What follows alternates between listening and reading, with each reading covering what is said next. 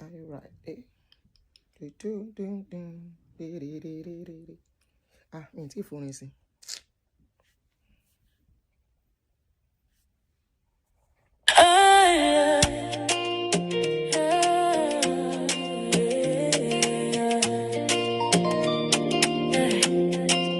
Welcome to Aunty Aduni. Real life, real talk. Every story here they touch your heart. From laughter to lessons, truth we don't show. Now reality, Aunty Aduni show. Yeah, the nails are hardly hits on the head. She's not one-sided. Sit tight, be patient. Listen to every word. Auntie Aduni says it as it is, no matter who's involved. Remember, it could be your case tomorrow. Enjoy yourself, feel like real talk, no filter, na reality. We talk real life, real talk, no filter, na reality. We talk.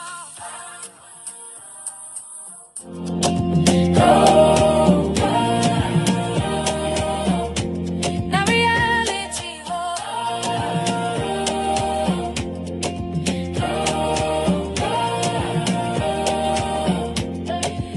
Auntie Aduni, real life, real talk.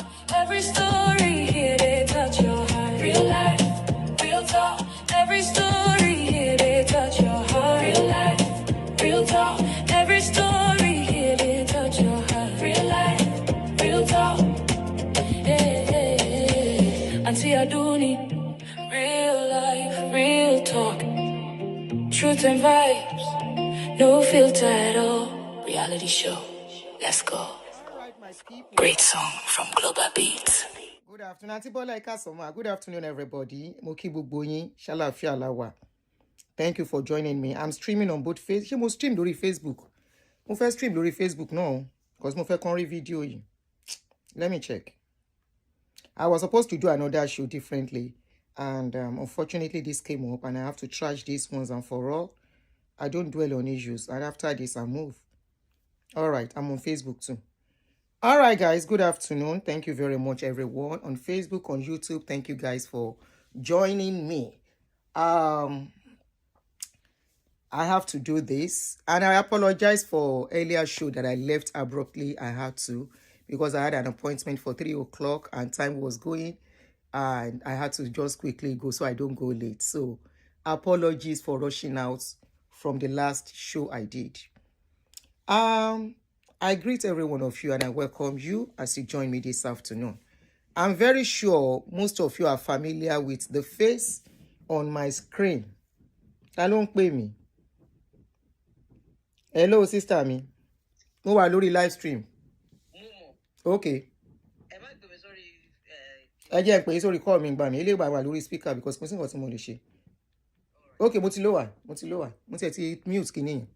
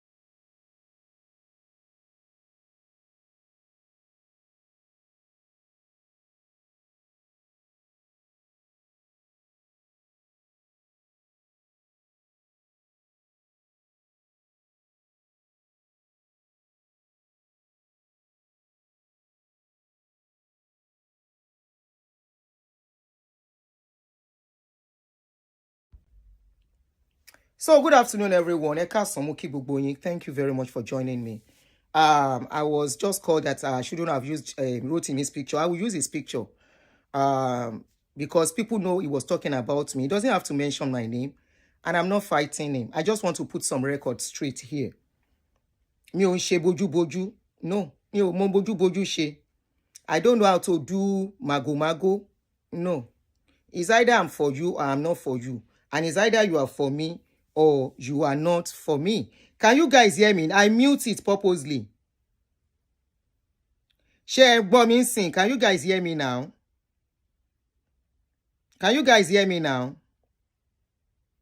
I muted it for a purpose because I was having a private conversation.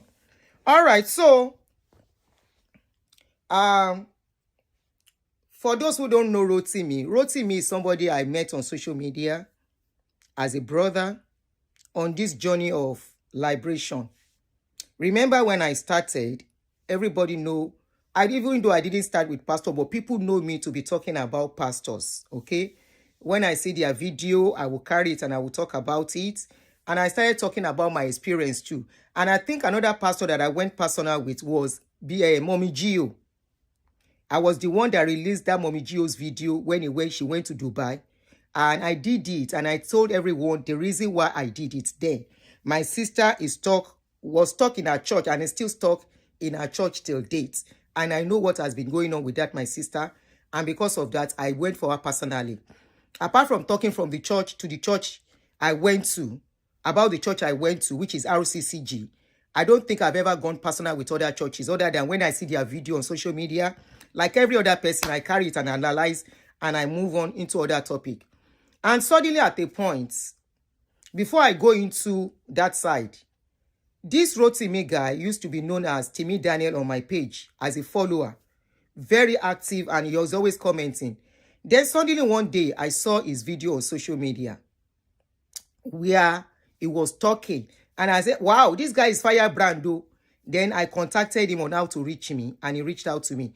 I said, have a page. You have a good, you are learned and you are speaking facts. And he told me of his experience as a member of RCCG as well.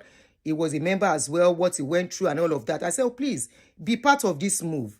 And he said he has a Facebook profile. I said, open a page. Page is better.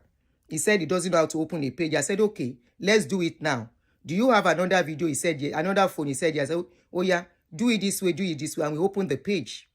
And anytime I see him share a video, put out a video, I will share it on my channel. Then one day I called him and I said, Rotimi, I think probably I saw a comment of Funke Asekun on his page. I said, Rotimi, please be very careful on this Facebook so you don't get into trouble. I said, Funke Asekun is going from page to page. I said, be careful, oh. Don't let them put you in trouble, oh. I said, because personally, I don't know what she's fighting for.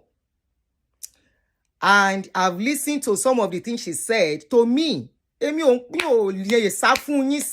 I can't run for you guys.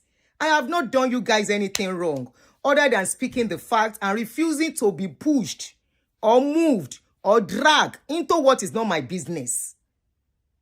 And that is why when I see that a particular topic is becoming so controversial, I move away from it. Go to the personal issue. So I thought Rotimi, I took him as a brother. I took him as a kid brother and I was guiding him along. And I said, Rotimi, please be very careful. Iwo daru call me, but me mo po mi lo nba wi. And the people who picked the video know you were talking about me and they tagged me to it. So this one that I said I should not use your picture for what? Kí leti mi ò lè lò. Lo picture mi tó bá fẹ́ lo picture mi, I don't care. Kí ẹ bú o lẹ tún fẹ́ bú mi. Tẹ́ tí wọ́n ti bú mi lórí social media. Tinubu gan bú lórí social media. Tinubu Trump wọ́n bú. So what's the big deal? Ẹni tó bá jẹ́yàn ó di dandan kan drag ẹ níwọ̀nba. Ẹ wo. So as I was talking, I now said, what you are doing is beautiful. You know, I now say you can start using a platform too to speak. Even though I have reservation about the way he goes about it, but that's his own way. And I can't tell an adult how to do things. You understand? And what is the reservation I have? When he wants to talk, seriously. I will still even be joking with him. Àbúrò mi method èyí tún lé o, ìwọ tún láyà o. You know, but I know he was speaking some facts with some serious violence, with his own way of doing his own things. So I called him. I said, please be very careful about and the way you deal with these people. I mentioned 2 people. Oh, Daruko Enikeji, so I won't mention the second person as well. But in Bas Bishen, sorry, as I'm talking, people know the second person I am talking about. I said, you know why? Our mission on this social media, individually, we may not know. So don't let people drag you into what is not your own, so you won't get into trouble. I said, no matter if you are doing blogging, blogging has limitation and there are laws guiding it. I said, if you pick anything on social media and speak about it, you are very okay. But if you have to help people to fight personal fights, I said, let them be sure they are spewing facts before they drag you into it. And that was from about 4 years ago. 4 years ago, no be today, 4 or 5 years ago. I now said, especially Funke. I mentioned Funke's name. Money, especially Funke Asekun. I said Funke Asekun is fighting MFM for reason best known to her. I said a lot of people. I said this case is not a small case. So by then, court cases has not even started then. But me, I envisaged that the way they are going about everything, I know it was going to end up in lawsuits. So I called him as a brother. And I said, please be very careful. Be very careful about the way you bring all these people to your platform and what they say on your platform. Many of you remember 2 months ago, when the same Funke came to my page, I was doing my show. They get me on Lobasi show, showing that I don't support what she's doing. I will never share. You will never see me share a video. She's the only one. She's the one that is always coming to my show. You know. She's the one coming to my show, always coming to come and use my platform to speak. And sometimes I don't want her to speak. Say, Joma, Egbe Mrs. Speaker. Most times she begs me to allow her to speak on my platform. And, you know, I call you as a brother, Rotimi, trying to protect you, trying to make sure you don't get into trouble. Because I saw trouble was going to come from what they are doing. He that will allege must have evidence. Go and watch all my videos on pastors. I have never alleged them. I have never. I pick what they say on social media and I will talk about it. And that's why I'm still talking about it today. If they have a case against me, they will have sued me here too in America. And you're not sued on $300,000 now. $300,000 apart from the first $75,000. So what I was saving you from, now you did a show for me. On sọ pé anti-blogger, Emil anti-blogger, you mention my name. Mi ò ṣọ̀tá mi ò dé bá ìjà. Kàn lè sọ̀rọ̀ mọ́ láyé ni.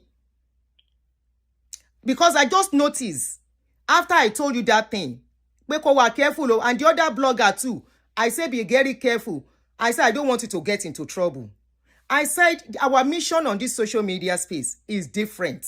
I said the other blogger told, Daruko, that I will not mention too. I said I remember that blogger told me, mo try to avoid àwọn kankan, but since 30 push me débẹ̀ má sọ̀rọ̀. I said the other blogger called me one day. I said, Aduni. I said, she said, you don't see what is going on social media. I said, I saw it. She said, come and join the train. Orúkọ Sule ń jáwó. Orúkọ Sule ń jáwó báwo? Kí ni mo fẹ́ forúkọ Sule ṣe? When there are other topics to talk about, everybody following me for everything. Ẹ bá fẹ́ wà honest. I talk on anything trending. Today it can be pastor. Today it can be marriage. Today it can be celebrity. Today it can be politics. That's what I've been doing since I started on this social media. In fact, my first video to go viral was the video of Pastor Kilonje, Pastor Tunde Bakari on politics, not even on religion. That was my first video to go viral. I didn't even have up to 10,000 followers then. The first video I did for Pastor Tunde Bakari as a politics, concerning politics, had over 500,000 views under 1 week. Under 1 week then. It gradually, I now came to the situation where I started talking about my story. And anytime I see any video on social media concerning pastor, I will carry it. So I said, please be very careful. Daughter of Holy Ghost, please. I did what I did and I stand by it and I'm owning up to it. I take responsibility and I stand on the fact that I'm not wrong. advising him to be very careful. What do you mean it's very wrong to say that? When I can foresee what is going on, when I can see that some of these things are a personal vendetta. Èmi ti rí àwọn eléyìí pé personal vendetta non jà. Shebi she sent me all the evidences. Those evidences cannot be tenable in court. What do you mean? Because I love him as a brother was why I've advised him. A lot of people have called me to advise me about people too. Mi ò dé fi torí exchange sí wọn. Mo wà careful ni like they told me. So, looking out for somebody ẹ̀ṣẹ̀ ni. Kí n jẹ́ kó get into trouble. Ẹ̀ṣẹ̀ ni. Advising him not to get into stress, into trouble, into lawsuits. Ẹ̀ṣẹ̀ ni. So now, see what the video he rolled out. Tí mo fi ń sọ̀rọ̀. Ẹ má pè mí o, anybody má pè mí pé kí n má sọ̀rọ̀ o. And this anti-blogger called me and said I should never have anything to do with Funke Asekun. I should not allow her to be on my page. I should not allow her to use my profile. Daughter of Holy Ghost, I will mute you. Ṣó ti gbọ́? Àbí ta ló sọ̀rọ̀ yẹn? Daughter of Holy Ghost, ma mute ẹ. I know the angle you are coming out to talk from. Kí ló ṣe máa fi ọ̀rọ̀ Doris compare ilé mo bẹ́ni jà. So did I fight anybody because of Doris? Did you see me fight anybody that advised me because of Doris? I told him he has a right to continue or not to continue. But kò ní pé mi ò sọ fóun. And today I hope he likes what is going on. What do you mean by that? What do you mean by that? There are people that called me about Doris. I explained some things to them and they say, okay, auntie, if that is the case, she wants to torí ẹ̀ mú mi lọ́tà, wants to torí ẹ̀ bá mi jà. I'm the anti-blogger you are talking about. Rotimi dárúkọ mi ṣọ̀tá ẹ. Mention my name. I won't fight you because I'm not fighting you. Kàn lè jọ ṣe mọ́ láyé. Because I was looking out for you for doing what I did as a big sister ni. Mi ò mean harm to you. And I will never mean harm to you. I know what is happening. Mo mọ nǹkan tẹ́tí mi ti gbọ́. Èèyàn pè mí pé orúkọ Súlè ń jáwó. That's enough for me to know pé personal issue lélẹ́yìí. Orúkọ Súlè ń jáwó. What's the meaning of orúkọ Súlè ń jáwó? Is that the liberation being created? Is that the awareness being created? Ṣé bí orúkọ Súlè ń jáwó ẹ ti ríbi tó dé now? Tí n bá jọ́dẹ̀ ń gbà yẹn as a newbie on social media. Kémi náà ṣe follow orúkọ Súlè ń jáwó. Kí n tẹ̀bà tọrọ Súlè. Nǹkan tẹ́mi sọ fún wọn nìyẹn pé be very careful. So nǹkan tí mo sọ tó bá dẹ̀ record mi kó gbé síta. I remember everything I told you. Gbé síta kó play ẹ̀káyé gbọ́. I said be very careful. What you are seeing is bigger than you. Má tẹ̀rí sí. Má bá wọn tẹ̀rí sí. Tó bá rí video lórí social media, pick the video and talk about it. Create awareness. Mi ṣe wà yìí about. I was supposed to do video of pastor today. 2. Mo dẹ̀ yìí máa ṣe. 1 for Papa Deboye, 1 for kí ló lóhùn jẹ́ Ibiyeomi. I saw it on social media. Under the law, I have not done anything wrong. That was what I told you to be doing. So, ó fi pé mo fẹ́ ṣèkà sí ẹni. Ó fi wí pé mo ń ṣàbòsí. No, mi ò ṣàbòsí. Ẹni téèyàn bá mọ̀ rí one-on-one, pàjọjọ́ rẹ̀ náà sọ pábòsí. They are not my friends. They wanted to use me and I was able to decipher. They wanted to use me. I know they wanted to use me to fight their fight. Tí ó kàn mí. Ìjà tí ó kàn mí náà fẹ́ tẹ́rí mi sí. And I said no. They sent evidences of video. The same evidence that she didn't want to send to me 3 years ago. When she saw that her voice was not loud enough, she was sending to me this year. Kí n fi ṣe kíni. And when I saw those videos, I know she was going to get into trouble. Wọ́n tí lọ sí court. I saw those videos when ẹ gbà mí. Evidence, this is the evidence this lady wants to go and tender in court. Èmi mọ̀ pé ó máa kànràn. Mo mọ̀ pé ó máa kànràn. Evidence nìyẹn. Evidence that rojú àwọn tí nǹkan ṣẹlẹ̀ sí. Evidence that the people that this thing happened to, they will never come out and say it's them. When tójú bá dojú kòrò, when the court say bring them out, will they answer? They will never answer. Ìyẹn evidence. Ìyẹn ni kémi lọ fi sọ̀rọ̀. Ọ̀rọ̀ Otobo àtàlímà that are full grown adults tán lọ dóko. Sorry for no Yoruba speakers, mi ṣe lè sọ̀rọ̀ ni mo ṣe ń sọ yìí. Otobo àtàlímà tán lọ dóko. Tán lọ gbowó lọ́dọ̀ pastor tán dóko ńbẹ̀. Tọ́rọ̀ wọn ò wá wọ̀ tán levy pastor tí ò lè fún wọn lówó wọn tán wá bọ́ta. Ìyẹn ni kémi gbẹ́nu sí kí n máa pariwo. Ipe èèyàn kan ń dóbo as a pastor. Kí dídó lòbò, àwọn náà gbogbo lẹ́fun tó fi dó.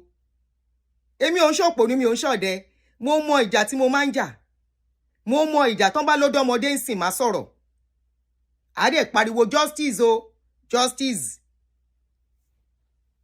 tí Dorcas àbí kí lórúkọ ọmọ tẹ fẹ́ lúròpù wọn mi lọ́rùn tí Doris mo ṣe kẹ́ lè gbọ́ information ni nígbà mo dẹ̀ ti ṣe tán mo yọwọ́ mi ń bẹ̀ ṣe bó ń sunkún kiri lẹ́njọ́ mẹ́ta yìí kí n dá sí kí wá máa pariwo Chris Okafor come here Chris Okafor come here Chris Okafor how come Chris Okafor how Okafor ìpa person kí wá máa sọ bẹ́ẹ̀ àgbà tí mi ò ṣí èrè ṣó pààyàn lójú mi question ni mo béèrè ṣó pa èèyàn lójú mi ò ń ṣòpònú I'm educated I'm not an illiterate ṣó pa èèyàn lójú mi come and see how this pastor kpai person and bury person inside his church yo kí n máa sọrú ẹ̀ when Doris said it ṣẹ́rí kí n bá fẹ́nu sí kí n bá sọ yẹn ṣẹ́rí kí n bá fẹ́nu sọ yẹn do I have evidence to that never mi ò ní evidence mi ò rí òun tó rí ni tó bá dójú ẹ̀ kó lọ sọ fọ́lọ́pàá àti court òfin wà everywhere in the world ṣáwọn tán win wọn ní London àti America náà ní win wọn ní Nigeria those are the things I try to save you for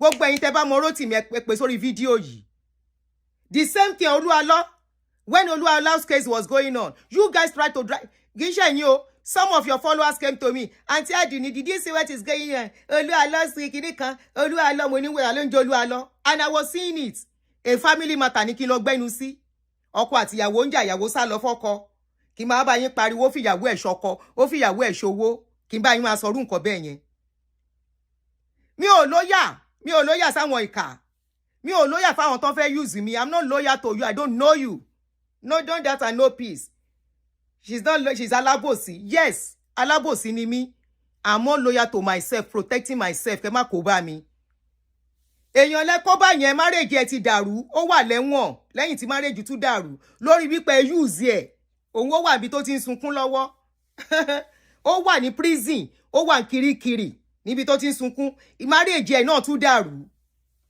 tíyàwó ti sá lọ pé wàhálà yìí ti pọ̀ jù nígbà tí tó jẹ́ pé kọ́kọ́ use òun ó wà bí tó wà èmi lọ dé àbí ó yá gbóhùn sókè àǹtí blogger àǹtí Aduni blogger proudly mi ò jalè ó yá. On my page to push out whatever she was pushing. That she was not ready to share all the evidences that if something happens, what evidence you use, blah, blah, blah. So I said that there is sense in what this... Ṣé yìí náà ti gbọ́? Ó ní mo sọ wípé I'm not ready to share some things, which was true. Until now, ẹrù wà ní ọwọ́ mi. Tí mo fi sá sẹ́yìn, ipa kò bá àdàbà lélẹ̀ Ọlọ́run má jẹ́ àrè. You said I told you that I'm protecting you. Òun lẹ tún gbọ́ yẹn. I was actually protecting you. I was actually trying to make sure you should be careful. That this fight, you can't fight, it's none of your business. MFM and Funke Asekun's fight. Má tẹrí sí ni sẹ́. Tó bá tẹrí sí bí tó ti máa bá rẹ ò ní láìkí ẹ̀. Má tẹrí sí ni. Òun ló kó bá the other lady. Tó dárúkọ tèmi náà dẹ̀ ní dárúkọ. Òun ló kó bá. That is what has caused that what she's going through late. Is she the one that has problem with them? No. Even if they carry news to Sahara Reporter will carry the information. The Sahara will carry the information, carry it once or twice. Why dem ma lọ? Èwo ni àtẹ̀bàtì? Èwo la sọ́sọ́ sọ́tán? Èwo lẹ́jọ́ wẹ́wẹ́ all the time? Olùkọ́yà Pharaoh is this, Pharaoh is that. Ṣọmọdé tẹ́ bá ṣe sọ pé tọwọ́ bọ̀yàn nídìí. Ṣó bí ọmọ kékèké ló tọwọ́ bọ̀dì kí làwọn náà ń bá ká? Kí ló sọnù lọ́wọ́ wọn? Question ni mo béèrè. How many times ìwọ bá ṣẹlẹ̀ lẹ́ẹ̀kan wàá fọ́ta gbé wàá sá lọ? Tó wá dológun pé ń tọwọ́ bọ̀ wọ́n di gbogbo ìgbà. Question ni mo ń béèrè o. Na question I dey ask. I'm the one that said you should follow him. Bí ṣe wá dọ̀tá Rotimi ní kẹ́ bá mi lọ béèrè lọ́wọ́ ẹ̀. All because I advise him to be very careful. Kó má kó sí wàhálà. The same wàhálà I don't want him to enter. Kọ́ làwọn kan wọ́n sìn. One is to pay $375,000. Wọ́n bá ta ilé ẹ̀ ṣó pé $375,000.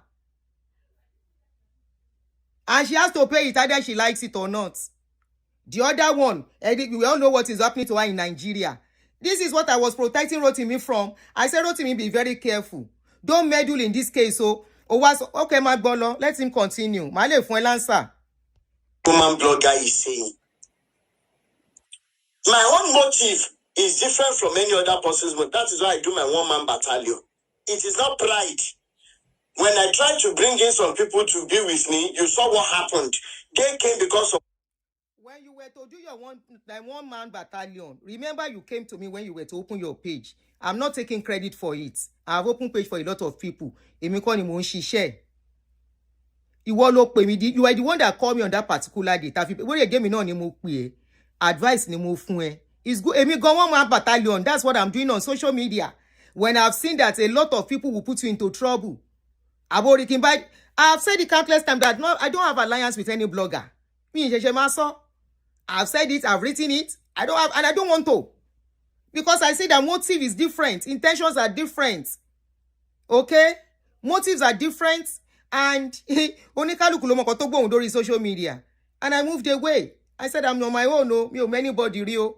And I'm repeating it too. Again, mi ò mú ẹ̀rí, mi ò fojú kan ẹ̀rí. Àwọn tí mo fojú kan lẹ́ẹ̀kan ká tún má pàdé mọ́ láyé. May we never meet each other again. Láyé àti láyé. Èyàn abidi yanyan. Pastors are better than them. I am take it from me. The pastors they are fighting are far, far better than them.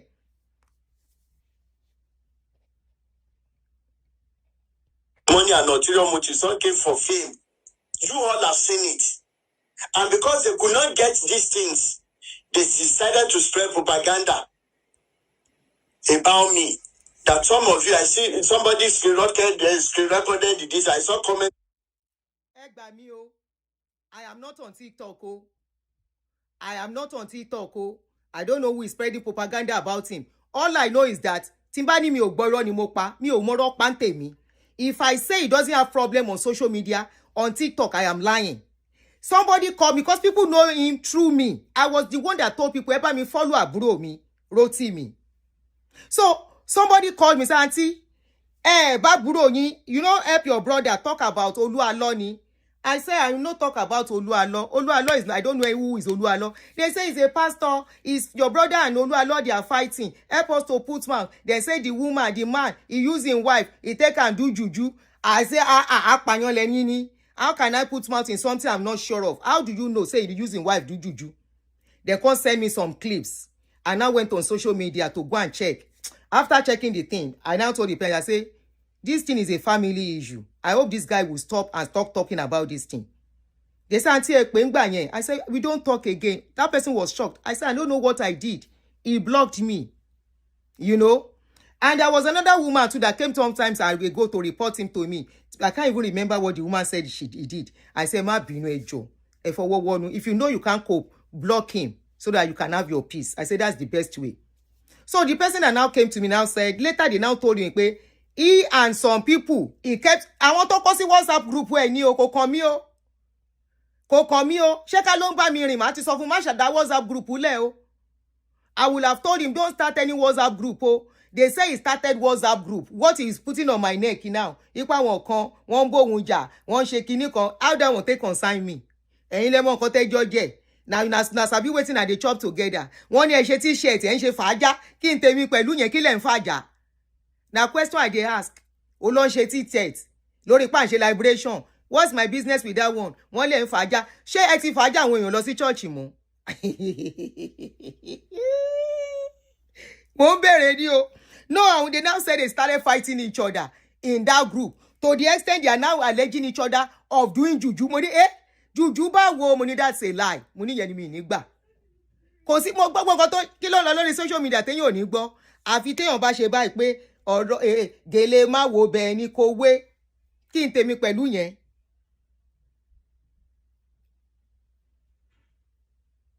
Kí ni tèmi pẹ̀lú nǹkan tó ń ṣẹlẹ̀ láàrin yín? You are doing liberation. You are talking to people. Ẹ ṣọ́ra pẹ̀lú pastor o. Wọ́n bá gbowó yín wọ́n gbàgbé o. Wọ́n bá ṣe kíní o. You don't go to church 7 times a week o. Go only on Sunday o. And if you think your church you are going is not good, if you can stop. We are liberating. You don't have to go to church. Káyé ẹ tó dá. You don't have to believe in all of this pastor. Báwo ló ṣe wá dológun pa ń ṣe t-shirt? Question ni mo béèrè. Everything ni mo ń gbọ́. Everything. Why do you have to have a WhatsApp group fún kíni? Kí lẹ̀ fi WhatsApp group ṣe? Èmi yìí, I got to Facebook before you. Mi ò ní WhatsApp group. Gbogbo yín lẹ̀ ń dá WhatsApp group sílẹ̀. Kí lẹ̀ fi WhatsApp group ṣe? O dẹ̀ ló dá dúró. If you stand alone, what are you doing with WhatsApp group? Ìwọ àtàwọn WhatsApp group ẹ wá jà. Ẹ jẹ́ kí ní consent lára fídíò yẹn sí mi. Mo pray pé ẹni yẹn ò tí sùn. Why European ìwé kí ló pọ̀ mí pẹ̀lú yẹn? Yes, I called you about Funke. Yes, I own up to that 100%. I say be very careful. The fight she's fighting is a personal vendetta. Now, gbogbo àwọn tó ń jà fún tó ń use tó fẹ́ lò as witness, majority wọn gan ti ń rí. Ẹni sùn ọ̀rọ̀ ń bọ̀ ọ̀rọ̀ ò tí ì dé. Ọ̀rọ̀ ń bọ̀ ọ̀rọ̀ ò tí ì dé. Kó lọ jàjẹ́ pẹ̀lú Olúkọ̀yà kó lọ dájà. That's not awareness. Personal vendetta is different from awareness. Is Olukoya the only pastor doing bad in Nigeria? You have told your own experience, whatever he did to you. You say he's doing some things to other people. Let them bring their mouth. Tó bá dẹ̀ fẹ́ nu wọn sọ́n tó kọ́ máa lọ. You pick some other topic kíkẹ́ sọ̀rọ̀ ń pẹ́. Òun lẹ ṣe kó sí trouble. That was what I was warning you about. Tí mo dọ̀tá ilé ni. And I'm glad you show who you are. Kí ló kàn mí pẹ̀lú ẹ mo gbowó lọ́wọ́ ẹ̀ nàbí mo mú ẹ rí. Mo mú ẹ rí. Ṣé mo gbowó lọ́wọ́ ẹ pé mo fẹ́ fi jẹun àbí mo fẹ́ fi sanwó ilé àbò pọ́pọ́ mo dá WhatsApp group ńlẹ̀ tán tí ń dáwó èmi Aduni Adé láyé èmi ò sí ibi ìdọ̀tí mi ò dẹ̀ ń sí ibi ẹ̀gbin ibi ọ̀wọ̀ náà tí ń bọ̀wọ̀ ó gbọ́ pé mo dá WhatsApp group ńlẹ̀ pé ó yá o ó yẹ ìdáwó o ìyẹn àfẹ́ṣowé ṣe kinní kan o à ń lọ síbi kinní kan o débi pé màá gbẹ́sẹ̀ lẹ́sẹ̀ màá ní mo lọ ń investigate ọ̀rọ̀ tí ó kàn mí lórí awareness ẹni sún mo ti ní mo ń bọ̀ máa get àwọn videos yẹn fún yín lọ́la kò tí ì tẹ èmi ni mo ní kọ́ bẹ́ẹ̀ jà lórí WhatsApp group ẹni nǹkan tó dà yín pọ̀ èyí máa sọ síta tẹ́ fi jà ní WhatsApp group yín ó yá. Some of you there are saying jargons that you do not know. Okay, so I now went back to Funke Asekun. Meanwhile, in 2021, there is an Igbo brother of mine, Raphael. He already shared some things with me that I had. Some of you have seen it.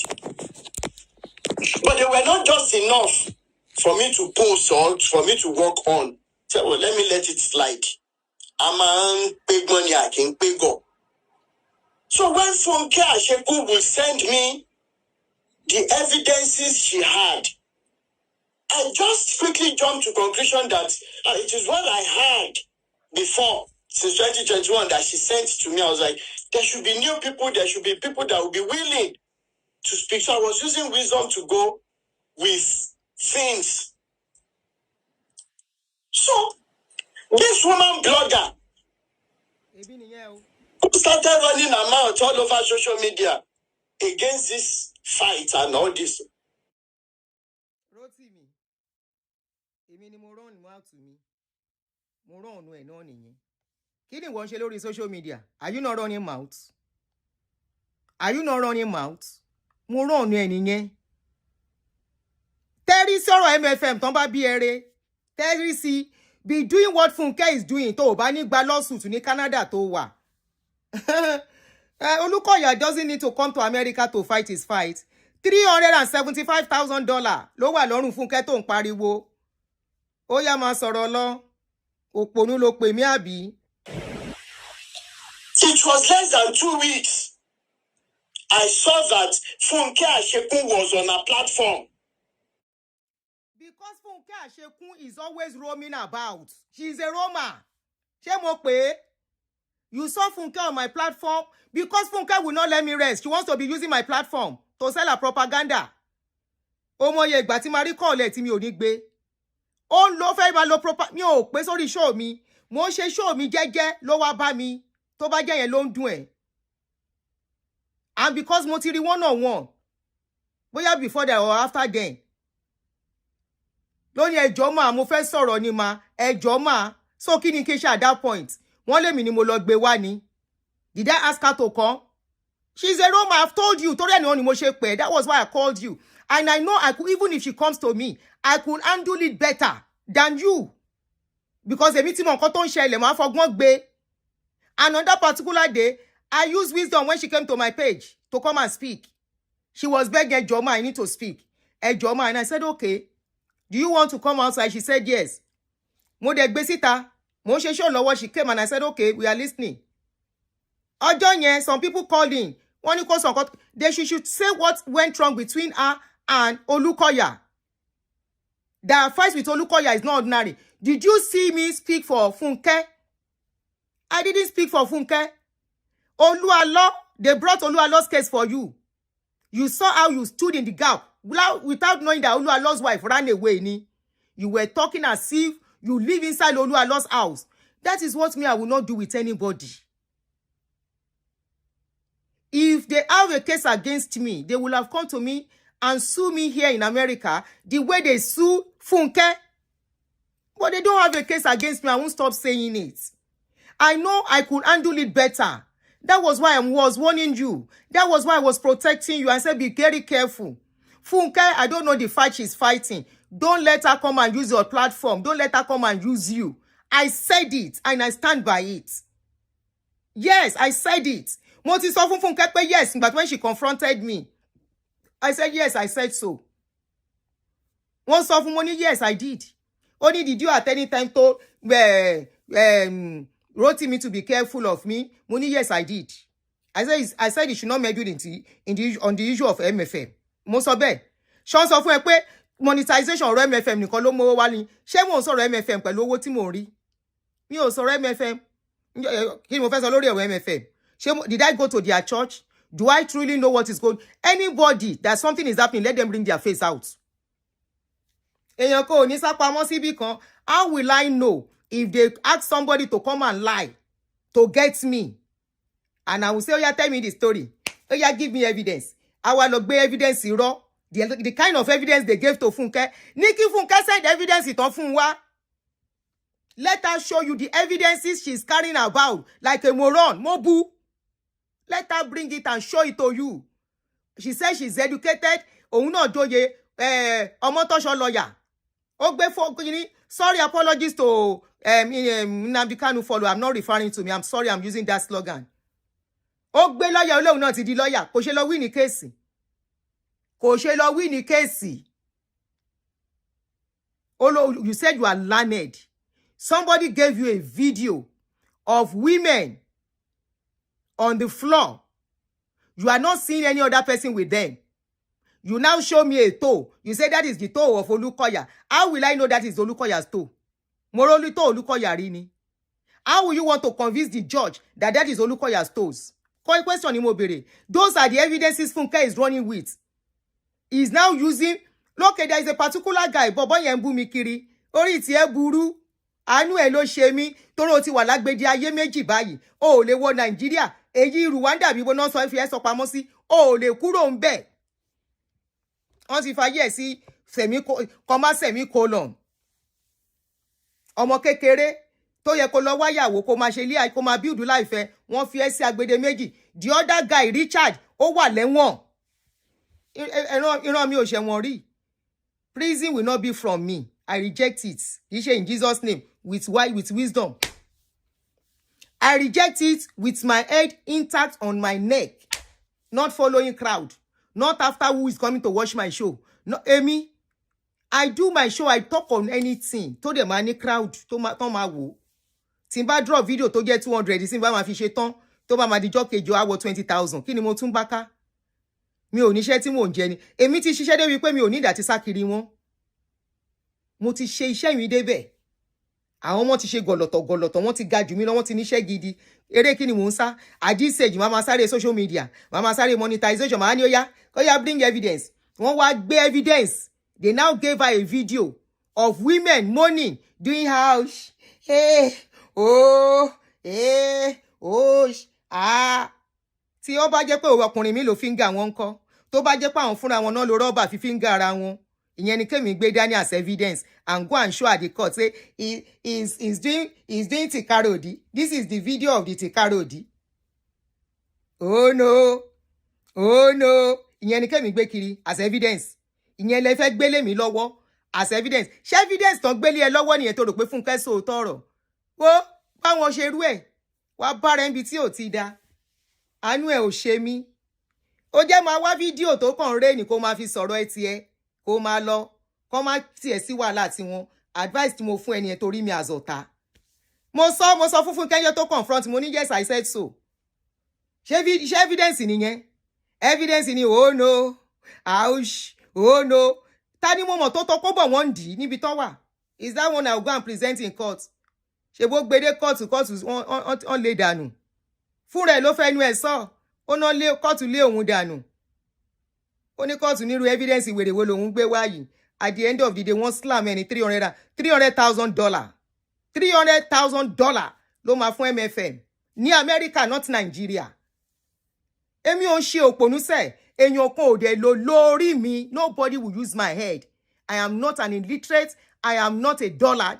I know what is within my scope of what I do as blogger. Oh no, ni kẹ́ ń gbé dání. Oh no. Even the people that sent message to her, they said they did. You can't want slam any lawsuit again. Say, I don't send you message to bring my show out. What is keeping Richard in the jail today? Because she brought out Richard's conversation at the court. Richard wà lẹ́wọ̀n dì sí bí a ṣe ń sọ yìí. Bàbá ní bàbá tó lọ́mọ. That guy has been through so much. Mi ìmọ̀ kan tó tún wá tí ò rọra lọ after the release her. To go jẹ́jẹ́ and waka go jẹ́jẹ́. He went to go and start doing evidence wèrè. Ó lọ ń ṣe evidence òfò. Ó wà lẹ́wọ̀n sìn. Ó wà lẹ́wọ̀n. Please take sentiment out of this thing. Law is law. Put sentiment aside. And if you think èmi ò sọ̀rọ̀ dáadáa, you yourself, ten wo mi, ten comment, and you only commenter is sọnù. You wicked content commenters that push bloggers into trouble. Ẹ gbójú yín jáde, kẹ́ wá fi sọ̀rọ̀.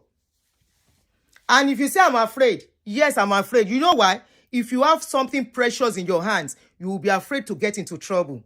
I have too many things I've worked for in my life to get to the stage I am.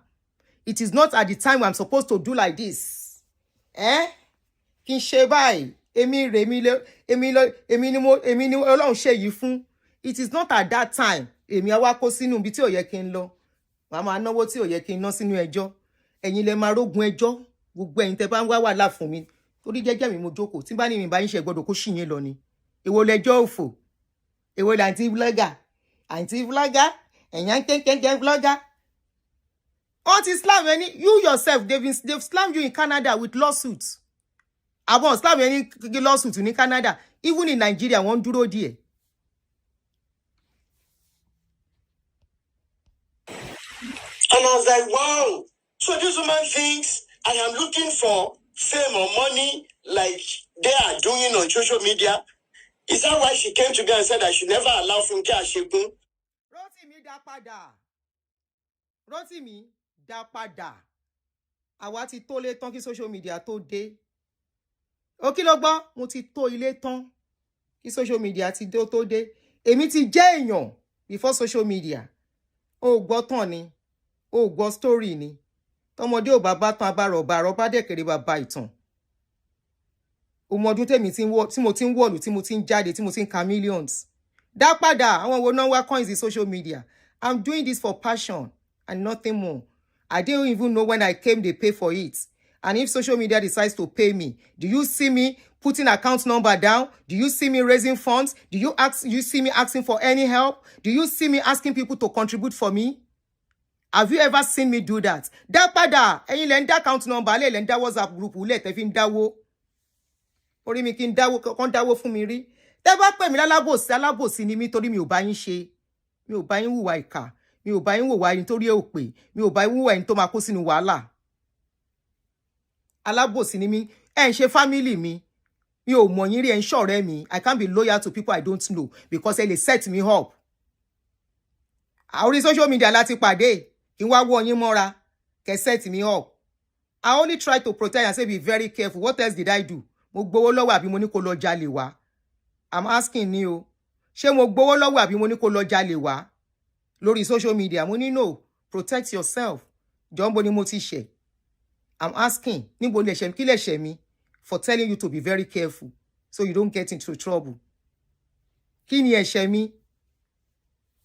Kí lẹ̀ṣẹ̀ mi? Question tí mo béèrè nìyẹn. Other than I said, be very careful of these people. I said the evidences they have is not sustainable in court in case anything happens.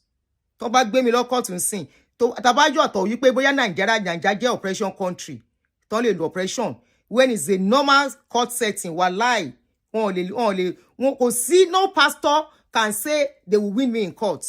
I stand on that. In a normal setting, in a sane country, but they came to a sane country, they want them in America, they want them in UK. That should set your brain straight, that you are going to a very dangerous terrain. To use my platform to talk about anybody. So, because I am a man, I don't have time for too much talk. On my TikTok, because the same person when we were talking, how do you people make money on TikTok? I said, I don't make money on TikTok. I don't know how they monetize. Canada is not even monetized on TikTok. Blah, blah, blah, blah, blah, blah. Because it's all about money to them. And all of you are on their pages.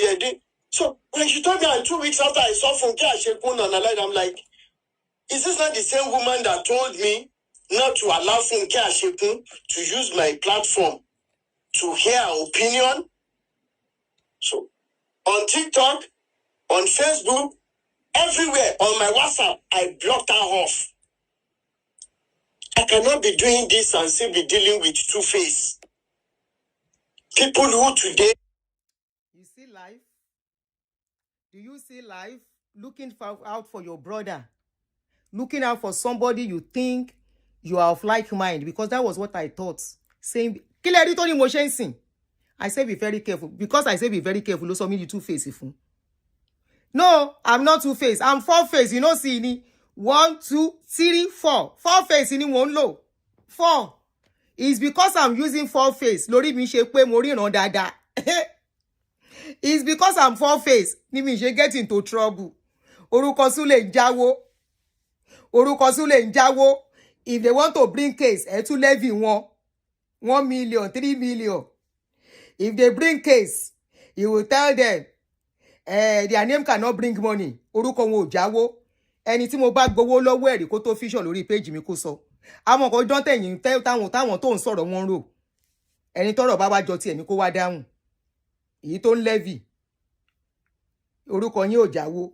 Orúkọ yín ò lè jáwó. 3 million, 2 million. Na those ones you dey trust. Àwọn yẹn ni kémi trust. Tí gbogbo àṣírí yẹn ti bọ́ sí mi lọ́wọ́. Àwọn yẹn ni kémi trust. How am I sure the story they are bringing out? Tony. Shebi they said they have evidence. Call up, present evidence in the court. Àti wọ́n wèrè ẹlẹ́nu bọ̀kú bí ìdí àgbàdo. Tony alábòsí ni mí, wàláhì alábòsí ni mí. Ṣé bọ́ọ̀rẹ́ ẹ ni? Ó dẹ̀ ra tíkẹ́ẹ̀tì kó gba Nàìjíríà lọ, kó lọ bá gbé placard. Ẹ fẹ́ kéku. Ẹ ṣe kí ni? Ẹ fẹ́ kéku. Ẹ lè wá kó mi sí wàhálà. I went to read about me ò school, but I went to the school of how to learn about blogging. I check it, oh gosh, I check it on social media. Ọkọ mi báwo ni? Káàbọ̀, wá bá mi bu omi jò. You see? Mo check here. How do you get into trouble if you do blogging? Getting into trouble, the cup is there, is when you defame and you don't have evidence. Put it, orange in movie. I'll be serious. Rinse it. Okay. You know, when you talk something, you know, say BBC self, then they sue BBC. Even though I'm not suing individual, they are suing BBC. Millions of dollars. If you say something, do you have evidence? The people coming with story, let them come and use their mouth. You can see Car Truth. Car Truth now has a document. Níbi tó lédè, ọmọ ọlọ́mọ. Níbi tó lédè, Car Truth has a document. And say, if you are coming, you have to sign. Kó tó sọ̀rọ̀. Not that you will come and talk, and tomorrow you will run to case ìbàdé. Those are the things èmi ti kọ́ about this job. Tí mo fi wò wípé, I will not put my mouth. Say orúkọ Sule njáwó, tán fẹ́ kí n ṣe. Kí ló kàn mí pẹ̀lú orúkọ Sule njáwó? Ṣé orúkọ Sule njáwó ni kí n dúró dè? orúkọ Súlè ń jáwó wọ́n pa àwọn ọmọ 6 wọ́n pè èèyàn 7 orúkọ Súlè ń jáwó wọ́n tẹnumọ́ téèyàn fi kó sínú wàhálà kí wá ń tèmi nígbà tó ń pariwo tó ń fa wàhálà ẹ̀yin ò gbọ́dọ̀ sọ pé tó ẹ̀yin tẹ́ jẹ́ close friend that you are close friend you cannot say enough now it's okay ẹ wá lèmi ò lóyà kí ló kàn mí àti wà lóyà kí ló kàn mí pẹ̀lú loyalty what is my own with loyalty to you I know you ni you don't know what loyalty is you don't dey loyal to people who don't know you or you don't know how can I trust people tó ń sọ pé orúkọ Súlè ń jáwó go and trust them kí n kó sí wàhálà kan wá tì mí pa eléyìí ò dá kankan mọ́ this one no sabi anything ó yá gbà ṣé bí they gave me some things to be talking about mi ò dáhùn ni they will forwarded a lot of things ó yá talk about this one sọ̀rọ̀ ń pẹ́ ni wọ́n ní mo busy I don't forget bí ṣe yẹ nìyẹn they will now send another one Aunty Aduni ó yá this one I just collected it from so person ó yá go and talk about it you see me come and talk kini go and check my page na wetin I see on social media I go carry go and check it the only one that is not on social media that I talk about is the church I went to and if it's in a normal society I go sue them for damages I go sue them as they traumatize me as they collect church where we put our money into then I go sue them redeem ma sue redeem carry normal society ni ma sue wọn ipo wọn ní kí n ka fowó wa bẹ̀rẹ̀ church we use our money to start church after my husband died they say make I dey go they say I don't have a right to the place they will come and tell me whether we didn't now then start the church we go court shey they know they win your pastors for other churches ni and other country where they collect church from them you people think say all of us we are in the same class because we are on social media or because I dey do like a mama and grandma I'm a grandma if to say my children born on time so I have to mind my I have to behave ẹ̀yin lẹ máa farúgbó orí lẹ máa fi ṣẹ̀wọ̀n gbogbo ẹni tó bá rò ìmọ̀ràn mi tó rò pé mi ò lóyà kí n lè lọ sẹ́wọ̀n ẹ fẹ́ kí n lọ sẹ́wọ̀n kí n tó show loyalty I am not loyal I don't want to be loyal na by force is it by force to be loyal I'm still talking about pastor till today I still talk about pastor which day which pastor ni mo ìsọ̀rọ̀ ẹ̀gbẹ̀yìn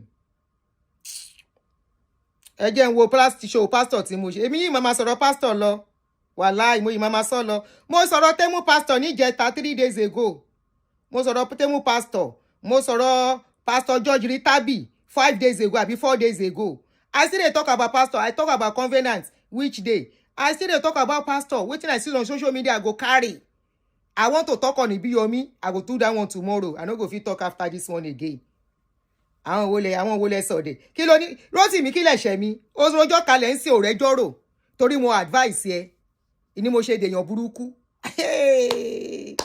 tó bá gbọ́ advice mi ni the case you have with Oluwalo you won't have it because if I was close to you I would have advised you and said Rotimi I would have told you that Oluwalo's case is a family issue you don't meddle into such from what I can see the husband and wife are fighting not the one that will be doing show 8 hours torí orúkọ Súlè ń jáwó torí mi bá yín ṣe yẹn because I didn't do that for you maybe you should go and ask ẹni tó help lọ sí UK why are they fighting today tá bá tú pẹ̀pẹ́ yẹn wẹ́ sá lọ the young man came to comment on my page he said we are fighting I can never pray for her his curses I will be giving her mo ní kí ló dé ọmọ yẹn tẹnu bọ̀rọ̀ with some evidences but of course agbẹjọ́ ẹnìkan dátọ̀ àgbà òṣìkà I don't know what transpired between of them and I don't have intention of coming out to talk about it but bá yẹ dárúkọ mi sọ̀rọ̀ tí ó kàn mí pé àbòsí ni mi orí yín burú báwo mo ṣe jẹ́ lábòsí ṣé ẹ jẹ́ family mi ni are you my siblings tí ma fi sọ pé free lágbájá o free lágbájá tá bá tún sọ free lágbájá tu ọjọ́ ta sọ when I say free lágbájá ẹ lábòsí ni mo ṣe mo I now comot my mouth when dem free am wetin concern me ẹ tún lálábòsí ni mi èwo lẹ fẹ́ gangan talk about her don't talk about her don't talk about her talk about her èwo lẹ fẹ́ mo dẹ̀ ti yọwọ́ pátápátá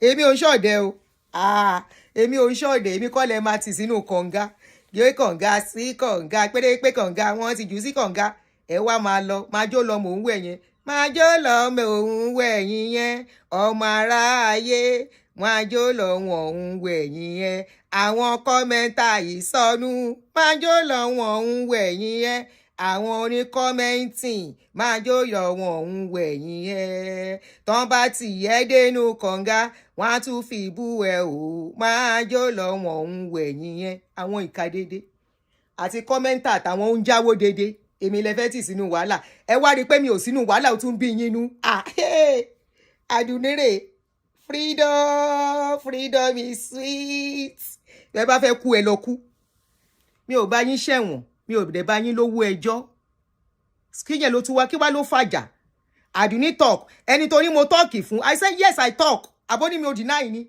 I didn't deny Aunty Aduni yes I spoke with Rotimi Daniels okay did you at any time tell Rotimi Daniels to talk to me not to do I say yes I said Rotimi should be careful with MFM issue òun lẹ gbọ́ yẹn òun ni mo tún repeat yẹn yes publicly mo sọ ni because I thought I was talking to a brother pé wà very careful o ọ̀rọ̀ blogging yìí ó ń gbéyàn lọ sẹ́wọ̀n o ó ń ba ayé èèyàn jẹ́ o gbogbo nǹkan tó ṣiṣẹ́ fún ó lè lọ lójú kan o tó o bá ṣọ́ra o ẹjọ́ kí lẹ ṣẹ̀ mi that was 5 years ago you mentioned you saw what she said he said 5 years ago for you to know that I know what I've been doing since I know what I've been doing. If they can sue me, they will have come here to sue me too. Even if though I'm going to win there, they will have tried. You see, nobody is they are only waiting for me in Nigeria to use power. Like they carry seeking.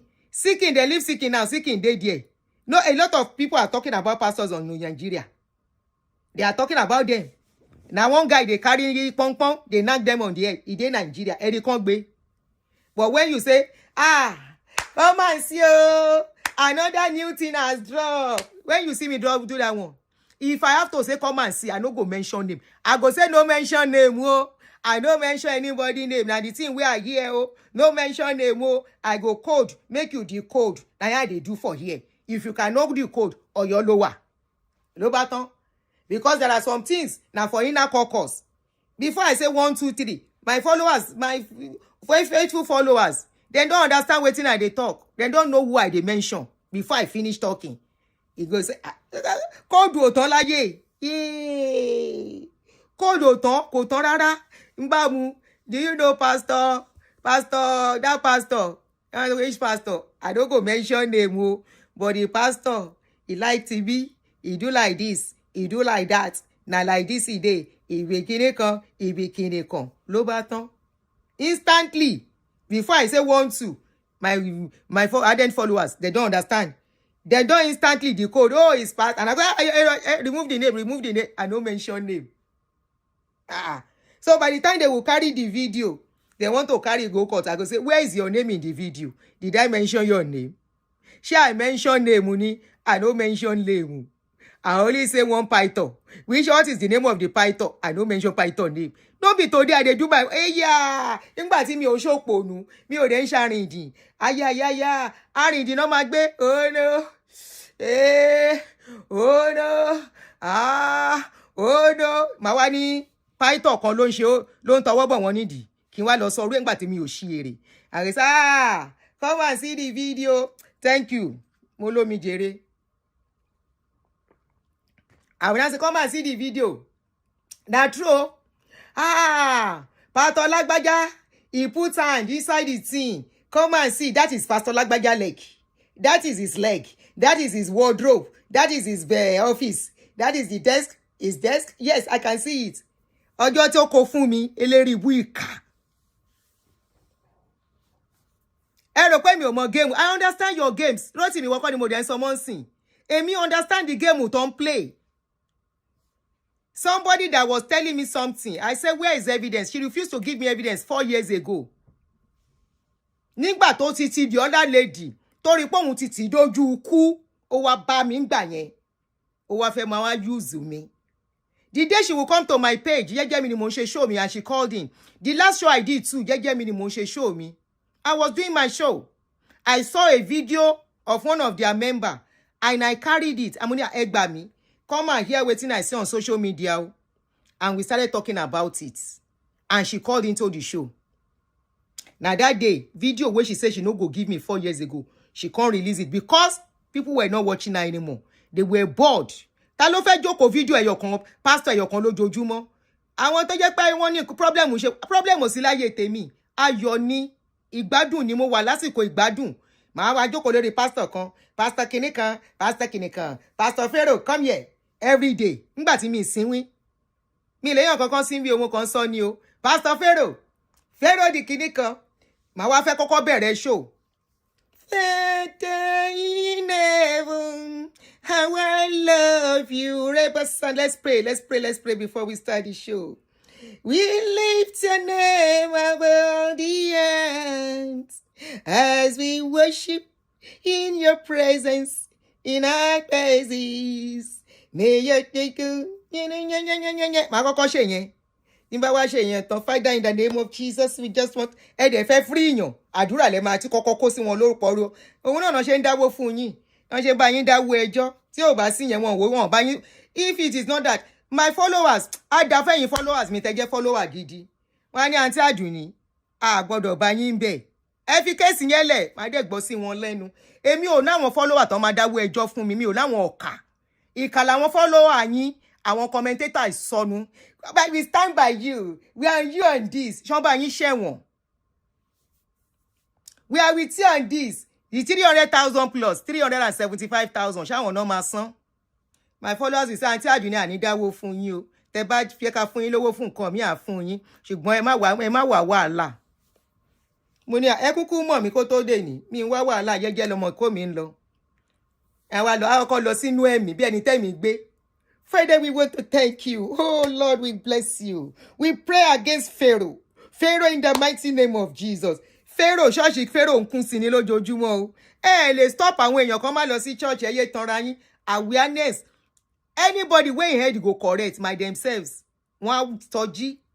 Some of them, now when something happen, some from their awareness we are creating without talking to us, they will reason. A lot of people have reasoned with us and they move away. Jeje. Some, they have to show breakfast.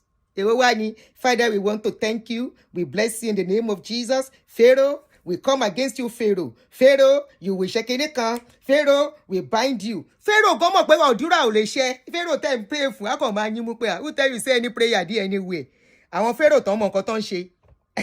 Ẹ wá ń pray lórí Pharaoh. That Pharaoh you are praying for himself, no say prayer, no they do anything. That is why since you've been praying against Pharaoh, Pharaoh is still talking. Pharaoh is still, is progressing. Abi you think say everything where they happen to is disturber. You know why? Pharaoh self no say prayer na wishes. If prayer they work, you for pray, make them no carry you go court. If prayer they work, you prayed, you fasted for over 1 month, abi 1 week, let the fig badura tadkini when you were going to court. They still want you in court. Why the prayer no work for court? Why the prayer no make you win? Why the prayer make the judge throw away your evidences? Pharaoh bí báwo. Pharaoh, ẹ̀yin fojú rí Pharaoh rí ni. You dey alive when Pharaoh dey. Abi the storybook where you self dey read. You dey come against Pharaoh. We come against you in the mighty name of Jesus. We play the blood of Jesus on you, Pharaoh. Your kingdom will crumble. Pharaoh, your kingdom will crumble. Pharaoh, your time has come. Pharaoh, your hand has come. Pharaoh, in the name of Jesus. You will not go forward again. Pharaoh, you will not see tomorrow. Pharaoh, you will not shake it. Pharaoh, you will not shake it. Pharaoh, gbogbo ayé ń lọ ó ń tọ̀ síwájú. Ẹ yé tanra yín. Ẹ yé tanra yín. Ó dàbí kéèyàn máa lóhùn gbàdúrà kí Paul Trump má jà. It's like you are praying make Trump no fight. If he wake up tomorrow now, when he high in head knock, he go say, Nigeria, he want to come and fight tomorrow. Ẹ yé tanra yín. Tá bá sọ fún yín pé àdúrà ariwo lásán ni. You now use the same method to cage your followers. Ẹ wá dá WhatsApp group sílẹ̀ kan máa dáwó. Ẹ máa jàjà tí ò nídìí. Ìjà tí ò ní destination. Wọ́n dẹ̀ ń dáwó nínú WhatsApp group. Owó inú òtútù. Owó inú ògùn. Débi pé èèyàn kan dá $4,000.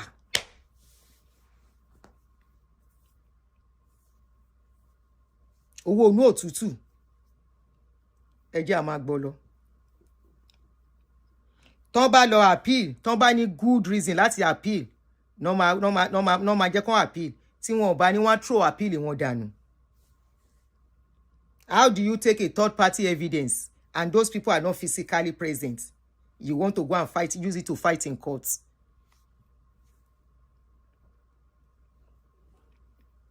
Light up. Abi she wants to start her own church. That was what me I saw. Tí mo fi bá Rotimi sọ̀rọ̀, mo rí pé nìyí, eléyìí fẹ́ dá church sílẹ̀ ni now. Ó fẹ́ dá church sílẹ̀ ni, ó fẹ́ máa ṣe bí àwọn Funke Jóbèlè. Kò wá rí ṣe. Tó gbẹ̀lẹ̀ mi monitor tí mo kọ́kọ́ fojú wò, tí mo wo lẹ̀ pé kí ló ń ṣẹlẹ̀ ní 5 years ago àbí 6 years ago. Those are the things I saw nígbà yẹn pé eléyìí fẹ́ dá church sílẹ̀ ni now. Eléyìí fẹ́ gba customer àwọn ọ̀gá ẹ̀ ni. Ó fẹ́ gba customer àwọn kò wá rọ́nà lọ. Wọ́n ti ní ìjà kan ti tẹ́lẹ̀. Nǹkan tó ń ṣẹlẹ̀ láàrin wọn, wọn ò tí ì sọ síta. Kò dẹ̀ lè ṣe é sọ. Ó yá Rotimi round up pẹ̀lú ọ̀rọ̀ ẹ̀. They are with you, trying to get things from you. Only tomorrow they do whatever they can do to get money. I don't deal with that. So Funke Asekun, you will know.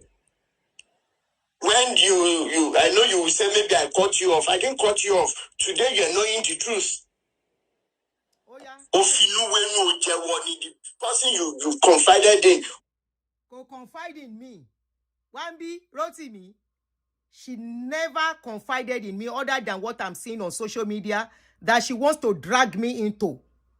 And I step back because I saw her for who she is. She wants to have a church. She wants to start a church too. It's not working. She already had some fights. You want to ask her, this same Funke Asekun tó ń jà fún. You want to ask her why she left a church 3 times. She was going and going and going and coming and going and coming 3 times. You want to go and ask her. You want to go and ask her what they said about her. Wípé mama once lived with this man for years. Jẹ́ kán yanjú ọ̀rọ̀ wọn, gbé ẹnu ẹ kúrò ńbẹ̀ kò kún ẹ. O tó bẹ́ẹ̀ láti tẹrí sí. Tó bá dé tó bẹ́ẹ̀, ìwọ bọ́ síta kó máa sọ̀rọ̀ wípé Pharaoh, má pè Pharaoh bí ṣe pé o, pè lórúkọ ẹ̀ gangan. Olúkọ̀yà get in here. Kí wọ́n náà máa wá sọ wípé wọ́n ló ti káròdì. Right ní evidence. Ya make sure pé òun sneak ìwọ Naija ni. Tọ́n bá dé ká wọn lára, wọ́n wá ká ẹ mọ́ Canada. Wọ́n ṣe wá ká òun náà mọ́ America. Kò jù bẹ́ẹ̀ lọ. Wọ́n wá ká ẹ mọ́ America. Ọlọ́run ò ní jẹ́ kémi gbé gba agbára. Èmi ò ní joyè Bambiala lórí social media. Àṣírí ààbò Bambiala, ẹ fún wa lówó ẹjọ́ Bambiala. Àṣírí ààbò Bambiala, ẹ fún wa lówó Bambiala. Ká fi fight pastor èmi ò ní bá yín ṣe yẹn. Lórí pàǹṣe liberation at awareness. Kí ló lè tó yẹn? There are so, without even mentioning any pastor, there are ways you can do a lot of topics. I think I did that of recent. Timoshe, I did a video of recent where I did a video and I spoke about a particular topic. Let me see.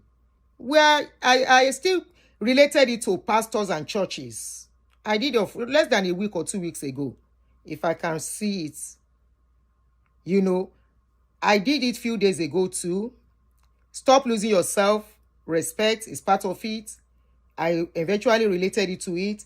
Faith is that no. Okay, faith, that was a pastor that spoke there. That was Pastor Yinka. Less than 2 weeks ago, I spoke about him. Ṣé rí pé mi yin sọ̀rọ̀ pastor lọ mo sọ̀rọ̀ Tolu Odukoya of recent ton fẹjọ́ ẹ̀sùn mi tí mo dẹ̀ ní Tolu báwo ló ṣe jẹ́ orí kin tú bọ́ta padà kí máa sọ Tolu come here. But Tolu come here. Hell no. Mo ti sọ nǹkan tí máa sọ mo ti move on. Ìwọ̀ntúnwọ̀nsì lèèyàn ṣe nǹkan. There are so many of it. I didn't mention pastor, but everything still boils down to going to church and dealing with pastors. Okay, this is another one. Nigerian pastors doing too much. You know, so many. Pastor kankan sí. There are so many ways you can do. Like, is it liberation or you are fighting a personal fight? Fighting a personal fight is different from. Then these people that you want me to fight for. Can I ask you? When I came out to talk about Redeem, I spoke about my experience. Did they ever carry my video to talk about it?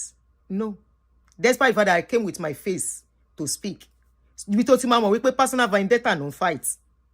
You want to go and ask Ikara want to Jafun why they have to go and meet Sule? That Sule should come and pay certain amounts. That is extortion. Tó bá ra mọ́tò fáwọn kan tó gbowó ta ló máa gbowó fún ṣe báwọn ló máa gbowó fún. The same thing tó léèyàn kan ṣe wọ́n gbowó fún yẹn ò gbé gbogbo owó jíṣẹ́ tí wàhálà fi ṣẹlẹ̀. Ẹ get out here. Rotimi ó jẹ́ má gbà kú oníkúkú.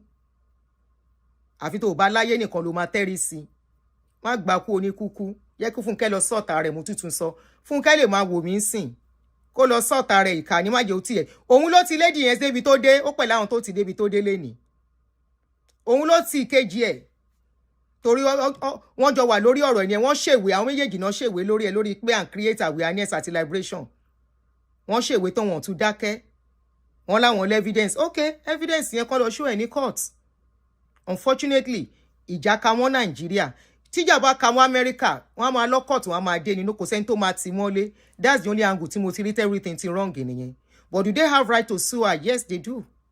He that alleges must have evidence to back it up. They must have evidence. You are calling somebody's name. Ito bá porúkọ wọn is a different thing. To kàn code wọn kò wá allege wọn pé nǹkan báyìí la gbọ́ o. Àwọn go lè wá bẹ́ẹ̀ wípé ó dárúkọ àwọn ó dárúkọ wọn then you have to bring out evidence tó bá ní concerning them. Tó sọ pọ́n ṣe yẹn. Wọ́n pààyàn, wọ́n rí ọmọ mọ́lẹ̀, wọ́n rí ọmọ wọn kinní kan, wọ́n ṣe kinní kan sí kinní kan.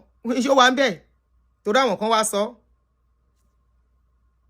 ó jẹ́ má kọjá yìí ẹ oníkí Fúnkẹ́ kó èmi láwùn fún Fúnkẹ́ I told her pé mi ni yes I said it wọ́n sọ fún kò lè sọ pé mi ò sọ fóun now because I learned this video was yesterday Fúnkẹ́ will have told you pé mo sọ fóun àbí kò jábọ̀ fún ẹ I told her I said yes I did and I said it's to protect him from what is going on now but unfortunately he saw me as a bad person. Mo sọ fún Fúnkẹ́ that was what I told her. Yeah, o tin bá yìí message yẹn. Tin bá ti clear phone mi. Cause phone mi yìí máa ń ṣòṣì. Ń bọ̀ o. Màá kà síta bí n ṣe sọ. Oh shoot, mo lọ ṣe mistake pé. Sorry o, that was a mistake. I didn't mean to call you o. Aha. Mistake ẹ jẹ́ sáré sọ fún pé mistake ọwọ́ mi lọ tẹ play. A lè sọ̀rọ̀ mọ́ láyé. Ó ní mákàlùkù máa lọ kó wàhálà yín síwájú. Let me wala. All right, this is what I told her when she came. She said, only just getting to know that you want Rotimi Daniel to stay away from me. Rotimi and I were friends and suddenly started ignoring my messages and spoke against me on his show. I was bewildered. I never knew you were the one that poisoned his mind against me. I've always meant well for you and supported your platform with full force. Oh, support it for me. You never supported my platform. You used my platform and I corrected her instantly. Okay, supporting somebody's platform is sharing somebody's video, always there and all of that. But if you always come, that's why the platform me to speak your mind. All the times you called on my show was to speak about Olukoya. And I remember the last time before the court case started, before this wahala started, I said, don't use my platform what you are trying to say because you can't verify this. I was doing my show on that day. And you started, I said, no, don't mention his name. Especially for this kind of sensitive issue. We never knew this was going to come up. Nígbà yẹn. Èmi gbọ́n ṣe. Ọmọ ọgbọ́n ni mí. And I responded, I said, yes, I said you should be very careful in getting involved with MFM issue and should apply wisdom so it doesn't get into trouble. Gbogbo ẹ̀yin wà ńbí. Yes. I said you should not get into trouble. All right? And I told her there and there, I said, you never support my channel. I am not a baby not to know what support is. Rather, you use my platform when you are need amplifying of your issue. Let me see where any one of you join hands with me on RCCG issues. I said I stand alone and made it clear I have no affiliation with anyone or with any blogger. After I saw what was going on, it doesn't mean I have anything against you. I'm only protecting myself. Òun lẹ gbọ́ yẹn. Mo protect ara mi ni. Mo mọ nǹkan tó ń ṣẹlẹ̀, mo mọ nǹkan tí mo ń gbọ́, mo dẹ̀ mọ nǹkan tí mo rí.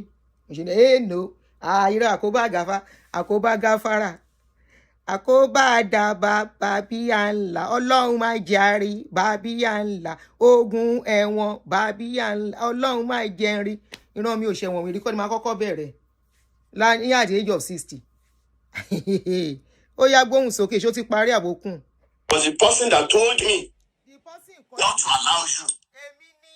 With wisdom, you already know who that person is.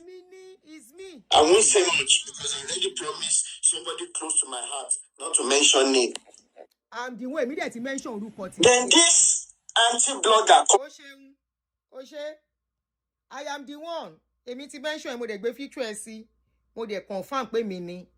I am the one reason tí mo dẹ̀ ṣe nìyẹn ìwọ náà dẹ̀ ti rí bó ṣe unfold tó bá wá rò wípé o lẹ́mìí ẹ̀ o lè jàjà yẹn ìjà tó lè jà ní ó ṣojú ẹ̀ kòrò o ní evidence ọ̀tọ̀ ní kán gbẹ́jọ́ wá ọ̀tọ̀ ní evidence ọ̀tọ̀ ní kò ní evidence ọ̀tọ̀ ní káwọn tó ń gbẹ́jọ́ wá kán rẹ́dí àti dúró pé yes àwọn làwọn gbélé ẹ lọ́wọ́ ṣó ti yé ẹ bọ́rọ̀ ẹjọ́ ṣe ń lọ nìyẹn sentiment ò dẹ̀ bẹ́jọ́ a ní di ẹrù ẹlẹ́rù sórí ká fa tiwa dání ṣé wọn pé wọ́n yìí young ìwọ lè tẹ́rí sí ọmọkùnrin dẹni ẹ́ ọkùnrin máa ń pọ̀ lẹ́wọ̀n ìwọ náà lè lọ join wọn tó bá ń wù ẹ́ ní ló máa rógun ẹ̀wọ̀n but as ọmọkùnrin tó láyà o lè táyà èmi àyà gbogbo òjò báyìí lọ sórí mi ṣáńkó lọmọ ṣáńkó ràṣìdì tí ń bá dúró gbogbo ara mi àǹtí bọ́lá ń jọ rí mi wọ́n fọ̀n mí báyìí ni gbogbo àwọn tó ń bá rí mi wọ́n máa ń gbé mi àǹtí Àdùnní ẹ̀jú báyìí lọ wọ́n máa gbé mi sọ́wọ́ rockabye baby mommy is near mama is a lady and that's very fair wọ́n ṣe máa ń gbé mi nìyẹn àǹtí bọ́lá wà ń bí wọ́n fọ̀ mí jọ ìmúná àǹtí bọ́lá èmi màlẹ́ gbé wọn ní àǹtí Àdùnní mi ní gbé yín kẹ̀ ẹ̀jú báyìí lọ ṣáńkó lọmọ wọ́n dẹ̀ fọ̀n mí mi ò jù báyìí lọ ẹ̀wọ̀n ò dá fẹ́ni tó kéré ẹ̀wọ̀n ò dá fẹ́ni mélòó ni mí irú ẹ̀yin ló dá fún ẹgbáyà sí irú mi ní kí n lọ tẹrí bú and if you say I'm afraid I am very afraid mo ti sọ tẹ́lẹ̀ you know why I'm afraid I have my children there I will not do what will cause my children pain I will not àwọn ọmọ mi they don't have papa I'm the only one kí n wá tún lọ sí ẹ̀wọ̀n kan má rí mi àwọn ọmọ ẹ mọ́ ṣe wà yẹn in a day wọn lè má gbóhùn mi tọ́n bá lọ bí iṣẹ́ wọn tún text message mommy are you okay bí iṣẹ́ ń ṣe iṣẹ́ ẹ̀ tí àti rí àwọn méjì náà ti wọlé wá are you fine I'm fine so wọ́n ṣe wà yẹn wọ́n ṣe jádọ́ọ̀tì yẹn àwọn ọ̀kan ìyá wọn kan ni mi gbọ́dọ̀ fi wọ́n lẹ̀ ẹni ẹlẹ́ni ò ní gbà ṣe mi ṣe èmi ò ní sínú àwọn olórí burúkú tí wọ́n ń dáwọ́ ẹjọ́ we are there for the children are fine àwọn ìkà atúnikọ́ bẹ̀bẹ̀ ká ṣe ká bẹ̀bẹ̀ initially tọ́rọ̀ yìí bẹ̀rẹ̀ mo lè mi ready àti bọ́ta ká bẹ̀ wọ́n ká kó gbogbo ọ̀rọ̀ tá sọ jẹ́ ẹ lálábòsí ni mí mo ní I'm ready tó bá yẹ ká bẹ̀bẹ̀ all of you were here mo ní if we have to beg on this case mo ní I'm ready ká ṣe fídíò wọ́n ní alábòsí ọ̀rẹ́ ń ṣẹ́ who told you the children are fine wọ́n fine dáadáa àwọn tèmi ò ní fine tán bá rí mi my own will not be fine if they don't see me yes they are full grown adults but ibi tó love ya wọn dé ibi tó love mi dé pa èdè ò lè go by kán má gbóhùn mi ibi tó love mi dé nìyẹn so ẹ má bínú èmi ò ń jàjà tí mi ò mọ̀ díẹ̀ mi ò dẹ̀ ń gbẹ́rù ẹlẹ́rù sórí kí n fa tèmi dání they didn't teach me like that màjàmásá náà fi kọ́ èmi náà máa kíkanjú lógun akíkanjú tó bá mọ̀jà tí ó mà sá kí náà sọ pé ó máa ń ṣẹlẹ̀ sírò wọn wọ́n máa ń bógun lọ ni èmi Àdùnní Adéòdè wà ní bógun lọ lágbára Ọlọ́run àsìkò tó bá yẹ kí n lọ ní lọ mi ì ní gbẹ́rù ẹlẹ́rù ẹni tí mo ṣe nǹkan fáwá wà á ṣe falàlà kò ní dá fọwọ́ burúkú tí gbogbo yín fẹ́ dá fún mi ẹni tó bá lòun máa rẹ́dí àti dáwó fún mi kí n ṣẹjọ́ kòun ní òní nísìnyí ńlẹ̀ ayé ẹ̀ òun lẹ́gbọ́ yẹn ẹ sùn sínú yàrá yín ẹ máa dáwó ẹ máa ti àwọn èèyàn gọ́ọ̀gọ́ right there we are with you girl we are supporting you ẹ rò pé gbogbo kọ́mẹ̀ntì yín èmi ò fi orí pípé ṣe ni ńgbà bá kúrò tán máa ní ẹ̀ máa gbá àwọn ọ̀kà ẹ jẹ́ ń pe àbúrò mi kí n sọ nǹkan tá a máa ń discuss bá ṣe ṣó tán àwọn sùn mo ti pè kò gbé kọ́ ẹ jẹ́ ń filẹ̀ the day I called her mo ní àbúrò tí n bá ti ṣe ṣó tán àwa pè má lò ó máa gbọ́ a ní àǹtí alákòóbá ni gbogbo wọn mọ̀ èmi náà mọ̀ pé wọ́n náà rí bẹ́ẹ̀. The same thing I told you was what I told Aproko. The same thing ni mo sọ fún Aproko video tún ṣe dáadáa ju video ẹ lọ now. Bí ó ṣe kíní lórí YouTube, she's doing very well. How many kíní lórí subscribers? Mo pe Aproko jókòó ńgbà tó máa bẹ̀rẹ̀. Bó ṣe advice mi lèmi náà pé jókòó mo na buro. Bye. Èmi ni mo ní ká Aproko bẹ̀rẹ̀ blogging. Èmi tí n bá wo contribution on my show, ma ní kó má lọ. I told her I said bro, wọ́n náà lọ sí page yẹn. Go and open your page. Aunty Bao, go ahead. Show ni YouTube channel olóhùn ni. O ní YouTube name account olóhùn ni ó yá. Let's do it. Pa de ti ṣe. Ó yá. I send materials mi, ma send the materials sí. Tá bá rí nǹkan nípa pastor àjọ discuss ẹ. Ma send sí mi. Nba ma sọ mi. Mo yí pé le yanu abijo mo na bro, má ṣe show you. Particular show kan mo pè. Mo ní don't do that show. Kò ṣe wá sọ wípé mi fẹ́ kó òun make owó. She knows I love her. She knows I'm looking out for her. Just like I loved you from the beginning. And I was looking out for you. I said, don't do this show. Má jẹ́ kó má dààmú o. tó bá ṣe show ngbà mí tí mo rí wípé show yẹn nǹkan kan ṣẹlẹ̀ máa pè àbúrò change the topic, change the title of that your video, something is wrong. Ìmí máa sọ fún pé nǹkan báyìí èmi náà mo máa ń delete video, ó yá lọ delete nǹkan kan ti ṣẹlẹ̀ nìyẹn, má kó gba page ẹ jẹ́, má kó ba channel ẹ jẹ́. That's how I look out for her. Abiamọ ni èmi, mi ò ṣèkà. Owó wo ni mo fẹ́ rí lórí social media this age tí máa ta conscience mi. Owó mo fẹ́ rí lórí social media this age tí máa ṣe rádaràda. Owó mo fẹ́ rí, èmi ò greedy. Mi ò dẹ̀ ní plan àti nílé síbí sọ̀hún that many of you are chasing. Wàhálà ẹyọ kan tí mo ní àti ẹyọ kan tó wà Nàìjíríà ó ti tó mi. Ẹyọ kan tí mo ní síbí tí mo dẹ̀ ti ń plan kó tó bá dé stage kan mo lè downsize gan kí lọ ra kí náà ń pè 2-bedroom condo. Kí mélòó kí la gbé wá sáyé kí la fẹ́ gbé lọ sọ́run. Èmi ò kan sanwó lórí social media tèmi fi wà, mo make owó mi dáadáa. Mi ò tí bẹ̀rẹ̀ social media, mi ò tí máa gba owó gidi lórí social media tí mo lè sọ pé mi ò gbowó, mo ti ń gbà but mi ò tí gbowó gidi tí fi ra lé mi. Tẹ́ bá lówó social media mo fi ra lé. Abe Mary making it like as if it's all about social media or as if I'm doing competition with him. Somebody I was looking out for so that he doesn't get into trouble. Somebody I was looking out for so that he doesn't follow, they don't push him or use him and he will get into trouble. See what he's telling me today. Wa lo block, ti block him dànù. Ṣé mo pé ìgbà tó ti block mi ò ron jẹjẹ. Ìgbà tó ti block mi ò rìn mọ́. Ìgbà tó ti block mi ayé ọ̀tá mi ti bàjẹ́. Àbí? I block on WhatsApp, I block on Facebook, I block on kinikan, I block on kinikan. So àti gba yẹn mi ò dẹ̀ ṣe show mo abori. When you block on TikTok and you know me ò tẹ̀ sí lórí TikTok, but they block me lórí TikTok, I don't know. But mo ko block mi lórí WhatsApp. I was wondering kí ni mo ṣe fọ́mọ yìí. What did I do? Why did he block me? I was like, anyway, he must have his reasons. Mi ò rí tí ẹrù mọ́ láti gbà yẹn. Ó wá lò ó dárúkọ mi now, why tó ń bẹ̀rù àti dárúkọ mi? Ṣé máa pẹ́ ni mi ò lè pẹ́, mi ò dẹ̀ lè ṣe nǹkan kan fún ẹ kọjá nǹkan tí mo ṣe yìí náà. Ẹ má sọ fún mi pé kí má gbé picture ẹ o. Ọ̀rọ̀ tẹ́ sọ lẹ́ẹ̀kan yẹn sister mi ó bí mi nú. Kí má gbé picture ẹ torí pé kí ni? Kí má sá fún ọmọ ẹgbẹ́ àbúrò mi kẹta àbí kẹrin. Wọ́n mọ̀ pé mi ló ń bá wí. Mo lè má máa jà lórí Facebook, mo lè má máa dá wọn kan kí wá ṣe bí òun yìí. What they want to sell to social media will not let them to.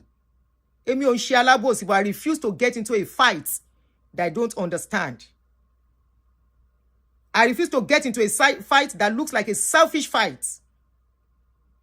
The same way some people have gotten into it and today they are in trouble.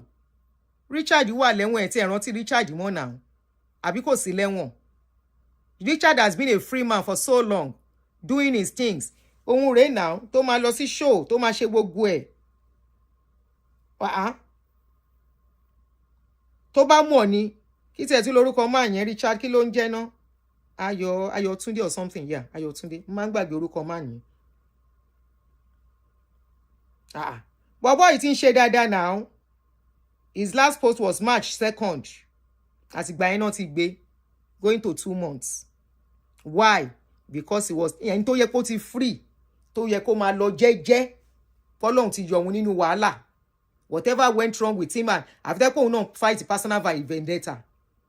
Because tí o bá ń ṣe personal vendetta, o ti sọ nǹkan tó ṣẹlẹ̀ sí ẹ, o ti sọ ní social media, I want to bẹ́ẹ̀ dá sí, o ti apologize at a point, o ra máa lọ tiẹ̀ jẹ́jẹ́. Tó bá tiẹ̀ wá gbé story ẹ̀ fún blogger, wisdom lèèyàn ń lò. Irú nǹkan báyìí ni ò ń yẹ kí majority wá sọ̀rọ̀ fún blogger mu. Because when bloggers don't know when to draw the line, they don't know how to fight the fight. Okay, people can bring their story so as not to even jeopardize their lives. Ẹ rò pé ìwà labroad àwọn tó wà Nigeria won't matter. Now you have put them in trouble. A young boy, Adewale Ajimisogbe, it took us to raise money on this my page, live any problem here to rescue that boy. Abẹ́yìn lẹ sọ wọ́n kọ́ ọ̀tẹ̀. Adewale Ajimisogbe, almost 24 years old, just because he saw a story. Tí ó mọ̀ pé wàhálà story lòun gbé. Of course, they oppressed him because he's in Nigeria. Tó bá wà bí wọn ò lè ṣe nǹkan kan fún, they will tell him to delete it. Well, you are not even looking at people in Nigeria that are not protected. It's because you are protected. If not, once you want to say one. Well, you are here. They only slam you with fine $375,000. Ẹ lọ san. Owó tẹ́yin wáyé tí yín wá san nìyẹn. Ẹ bá dé appeal, ẹ lọ sanwó lawyer náà. Ẹ tún máa sanwó fún yẹn ni. Èmi ò lówó ẹjọ́ lọ́wọ́. The money I'm making is to eat and wear my ìwọ̀nba tí mo bá lè afford and look okay. That is what the money I have. Táwọn ọmọ mi bá máa ṣe ìyàwó kí n rówó ná níwọ̀nba. Kán bímọ kí n rówó spoil àwọn grandchildren mi. Owó tèmi ní lọ́wọ́ nìyẹn. Èmi ò lówó lọ́yà. Wọ́n sọ fún pé lọ́yà. Ibi tọ́rọ̀ lọ́yà tún burú sí that you don't know. Ọwọ́ tún kanwọ́ lọ́yà tún work against yín. Tí gbọ́n yẹn rí ni. ISB dà ní lọ́yà ń bá lọ. Lawyer will now advise you, oh yeah, do this, do this, do this. Wọ́n tún fi bá tiẹ̀ jẹ́ sí. Èmi mọ gbogbo yẹn. So àdèwàká jẹ́jẹ́. Ìmọ̀ wọn ara ẹni ní lékè ọgbọ́n ẹni. Okun gbọ́ Yorùbá dáadáa. Rotimi. Mo mọ̀ pé wọ́n ti pè sí YouTube mi. Àdìsá yín ríra wa lórí YouTube. Ìmọ̀ wọn ara ẹni ní lékè ọgbọ́n ẹni tí ò bá mọ̀ wọn ààrẹ àkàbùkù o. Ìwọ̀n ara ẹni ní lékè ọgbọ́n ẹni. Èmi mọ̀ wọn ara mi. Mo mọ bí ṣe tó, mi mọ̀ wọn ṣe kùn. Mi ò mówó tọrọ. Mi ò mówó tọrọ. Mi ò mọ help o. Help. We need to pay lawyer fee. Mi ò mọ̀ ṣe. We are paying money for appeal. Mi ò mọ̀ ṣe.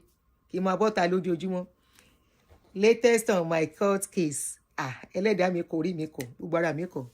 As it is, we want to pay lawyer by the grace of God and we are going to pay. Elekaya, you are just looking at us. Pharaoh, I will bring you down. Shall they see bring you down? Rotimi, park one side. Ṣó ti gbọ́? Tó bá dẹ̀ fẹ́ respond. Mo ti ṣàlàyé káyé gbọ́. Èmi kọ́ lẹ máa bà lórúkọ jẹ́. I just want to make this straight. I don't care whatever you say after this. I want the public that they are trying to feed a wrong narrative. Mi ò ń ṣalábòsí. Mo mọ nǹkan tó ń ṣẹlẹ̀. Mo mọ èyí tó tún deeper. Mo dẹ̀ rọra ṣe báyìí. Èmi ò forúkọ anybody jáwó. Màá sọ̀rọ̀ ní ó mú wá kò mú wá. Kò ní ebi ò lè pa mí. Bí ṣe wà yìí. Mo ti wà ní semi retirement bí ẹni tí ò ṣiṣẹ́ mọ́ ni. Mo dẹ̀ yín dán bí àwọn ọmọ mi wà ń bẹ. Kí ló tún kù tí mò ń bá ká? Nígbà tí mo ti ṣe débi ojú àmì. Ẹ lọ wá bí jókòó sí. Àwọn nọ́mbà yín náwó social media tó ń takú ti ṣe owó social media. Lọ wá bí jókòó sí. Kó park one side. Kó wá bí lọ jókòó sí. That woman blogger, àwọn wo ni woman blogger? Aunty Aduni, pè mí lórúkọ mi. Aunty Aduni, ìfẹ́ tí mo ní sí ẹ nígbà yẹn. Nígbà yẹn ni o, mi ò mú ẹ rí mi dẹ̀ fẹ́ mú ẹ mọ́. So nobody should call me pé Aunty Aduni jẹ́ bá yín settle mi ò settle pẹ̀lú anybody ẹjọ́ torí Ọlọ́run. Nobody should call me Aunty Aduni afẹ́ bá yín settle ẹjọ́ àbúrò yín ni. Ẹjọ́ torí Ọlọ́run ẹ̀rọ àfimílẹ̀ bá ìfàdé mi dé. I love my private life. Ẹjọ́ ẹ̀bẹ̀ ni mo bẹ̀. Ṣé ti gbọ́? Mo ra wọ́ ẹ̀bẹ̀ ni. Mo ra ti tẹ́lẹ̀ kọjọ́ orí social media. So we are not, mi ò hard sí life fún wọn, hard sí life fún mi. Ṣó ti yé yín? Mi ò hard anything to them. They are not harding to me. Bá bú mi dọ̀la mi ò ní support anybody mọ́. Mi ò shout to justice fún yàn kankan mọ́. Mi ò shout to free kankan mọ́. Bọ́n free yàn kan kò kàn mí. Bọ́n mú èèyàn kan kò kàn mí mọ́. Ṣáà rí kó ti pẹ́ ti sọ̀rọ̀ gbàtẹ́ ti gbé mi níjọ́ tí mo sọ pé nǹkan tán ṣe kò yẹ kán ṣe bẹ́ẹ̀ tí mo fẹ́ máa sọ̀rọ̀ pé government Nigeria government ẹ gbà wá o, is this how to do it? Tẹ̀tí lálágbòsí ni mo dẹ̀ra ṣe kí ni mo fọwọ́ mi kúrò lórí ọ̀rọ̀ yẹn. Mo ṣe kíní ẹbú mi ẹ̀kejì mo dẹ̀ra ṣe okay ó tiẹ̀ ti wá tó gẹ́. So Ọlọ́run á yanjú ẹ̀ fún yín o. Ọlọ́run á bá yín yanjú ẹ̀. Unfortunately, prayers are wishes. Law will take his course, judgment will take his course. Bí tẹ́ bá dẹ̀ bára yín bọ́n free yín náà, congratulations. Bọ́n in advance, wọ́n dẹ̀ free yín. Èèyàn náà ń kó sẹ́wọ̀n kì í ṣe ẹran. Ẹ lọ ẹ bọ̀. Ẹ lọ re, ẹ bọ̀ re. Ẹni tó pé ẹ má bọ̀ lẹ ò ní dé bá o. Ẹ lọ re, ẹ bọ̀ re. Ẹni tó ní kẹ́ má bọ̀ lẹ ò ní dé bá o. Rotimi, má dá mi lóhùn. Fagbola Olusegun, thank you. You've been my follower for a very long time. That's your name. I know you very well. Wọ́n gbà tí mo ní ẹ bá mi follow Rotimi o. Ẹ bá mi follow Rotimi massively. Nǹkan tẹ́mi ṣe nìyẹn. Ṣáwọn sọ pé kán follow ara wọn ni no. Àfi kéèyàn kan joyè kí n kàn kó máa wá ti ẹlòmíì. Èmi dẹ̀ lémi ò ṣe yẹn. I'm glad some of you remember when I started advertising Rotimi. I made him.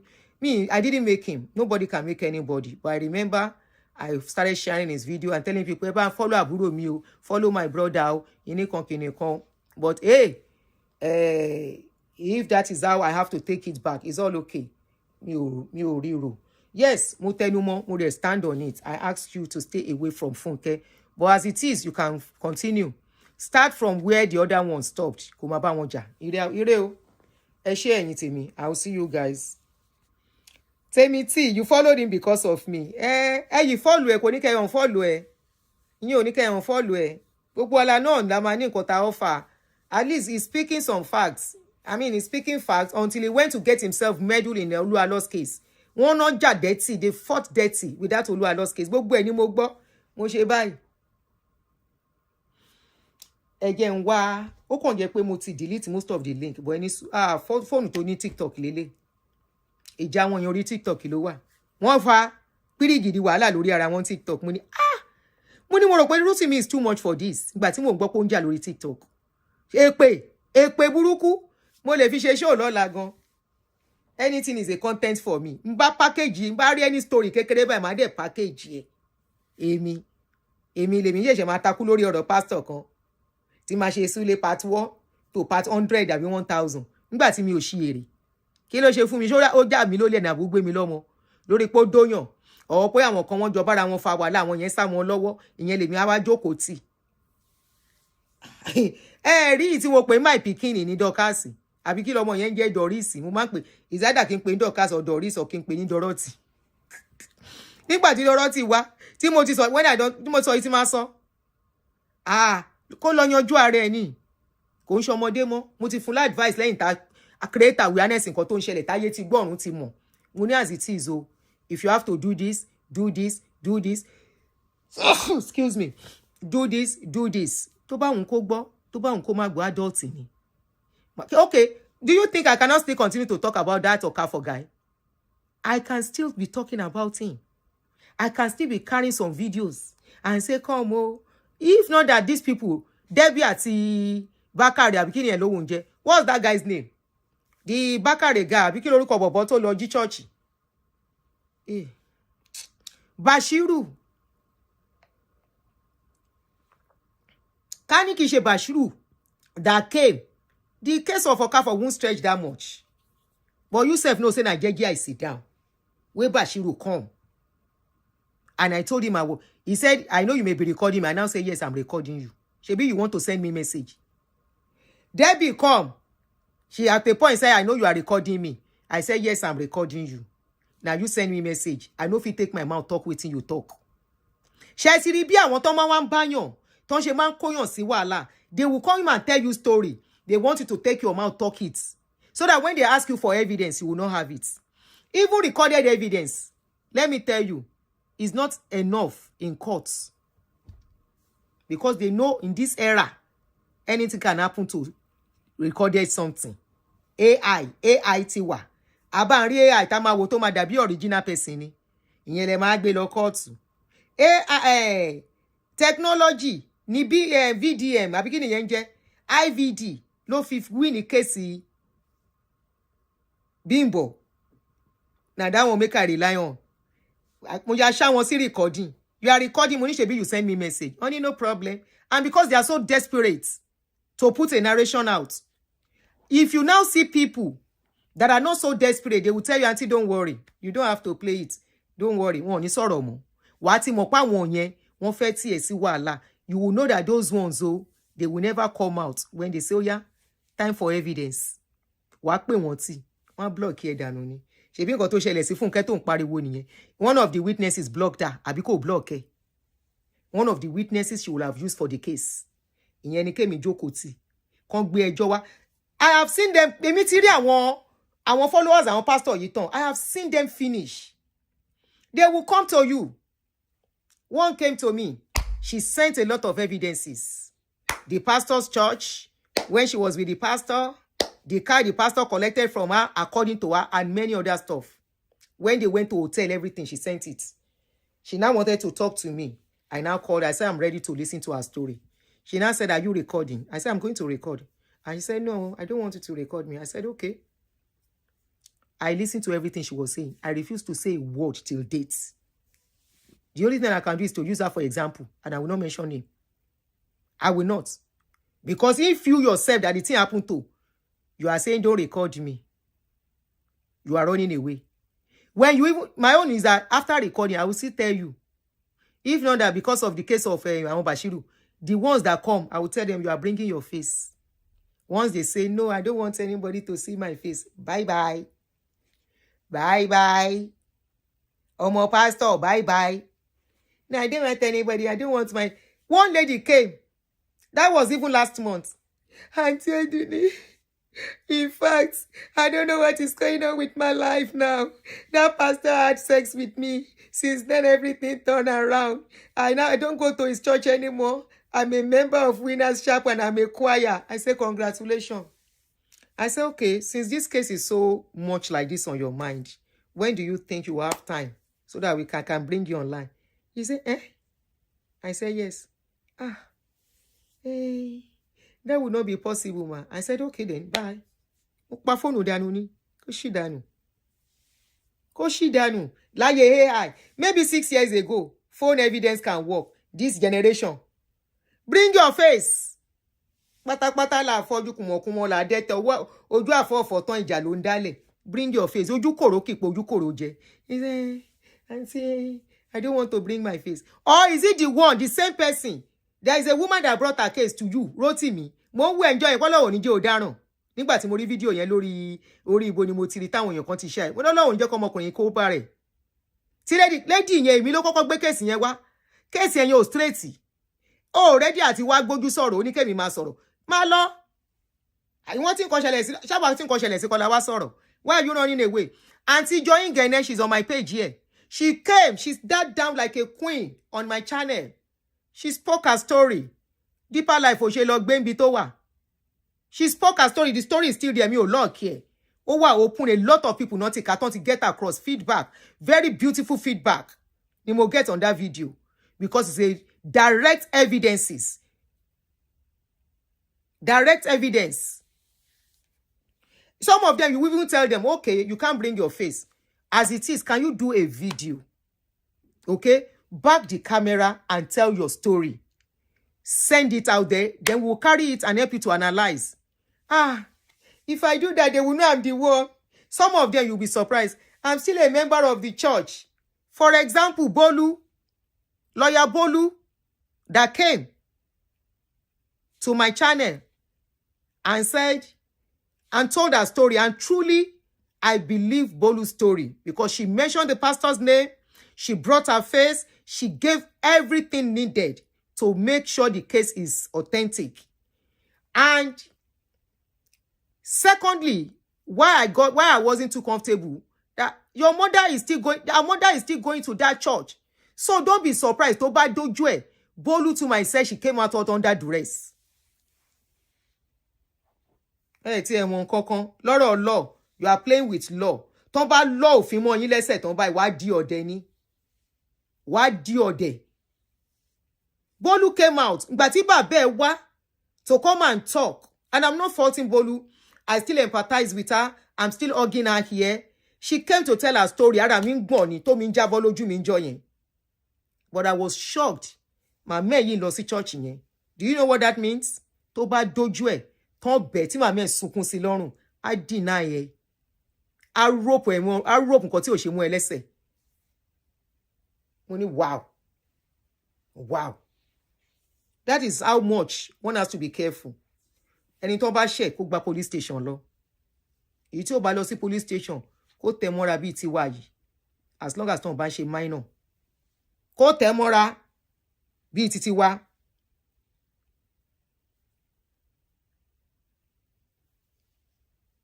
Kó tẹ̀ mọ́ra. But hey, to your tent, oh Israel, write down. Oh please, mo ti make it clear. Yes, mo sọ bẹ́ẹ̀ fún ẹ. Wọ́n fi yẹn dúnkokò mọ́ mi. Wọ́n fi yẹn dẹ́rù bà mí. Tó lè kó bóyá tó ní anti blogger kan. I'm the one. Èmi ti wá confess pé mi ni. And I said it. And I've told her too. That was when nígbà tó wá bá mi. Ọdún wo ló wá bá mi? Me month wo ló wá bá mi yẹn. Ẹ ti ẹni sùúrù mo fẹ́ block lady náà gan. Don't want to have anything to do with her anymore. Ti block ẹ. Ẹ kó gbogbo yẹn kóra yín lọ ẹjọ́. That was ìfẹ́ ògbà tó send the message yẹn sí mi o. Message. February. That was February. kí gbogbo eléyìí tó mo ní yes I did ìgbà tí mo sọ bẹ́ẹ̀ nǹkan kí ló fẹ́ ṣe fún mi, ó fẹ́ lù mí ni ṣó fẹ́ lù mí ni àbò fẹ́ gbóúnjẹ lẹ́nu mi yes mo sọ èmi ò ní sọ̀rọ̀ kíní mi ò sọ láíláí mo ti kọjá ayé jì yẹn ìyá mi gan á sọ pé ọmọ yóò tiẹ̀ mọ́rọ́ pa díẹ̀ mi ìmọ̀ pa ni kì í ṣe mí náà yes mo sọ ṣé kí n deny pé mi ò sọ ni tí n bá deny kí ló fẹ́ ṣe fún mi á bà mí ní reputation jẹ́ irọ́ máa ń sọ̀yàn dẹni lẹ́lẹ́ ni tí n bá sòótọ́ kí ló máa ṣe tó wáyé pé mo wrong máa apologize but on this one mi ò wrong mo stand on it 100% mi ò wrong mi ò ṣe ẹni kàrótì mi ò dẹ̀ ṣe mo fẹ́ protect ẹni pé kó má kó bá rẹ̀ lọ parí kéèsì àlọ́ tó kó sí ṣùgbọ́n ní kí àlọ́ ti gbé ẹ lọ court lọ yanjú ara yín kẹkóra yín síwájú jèrè kí ló kàn mí pẹ̀lú gbogbo rádaràdà tẹ̀ ń ṣe o gbọ́ pé mò ń bá yàn jà mo takú sórí ọ̀rọ̀ wọn ni o gbọ́ pé mò ń sọ̀rọ̀ pásítọ̀ kí wọ́n á mú pásítọ̀ ẹ̀ kankan mẹ́nu fọ́dún méjì ṣé o gbọ́ pé mo ṣe irú ẹ̀ ni àwọn tó ń dẹ̀ ń ṣe good luck to them ṣé wọ́n ti yọ gbogbo èrò ní chọ́ọ̀chì pásítọ̀ yẹn ó ti tán.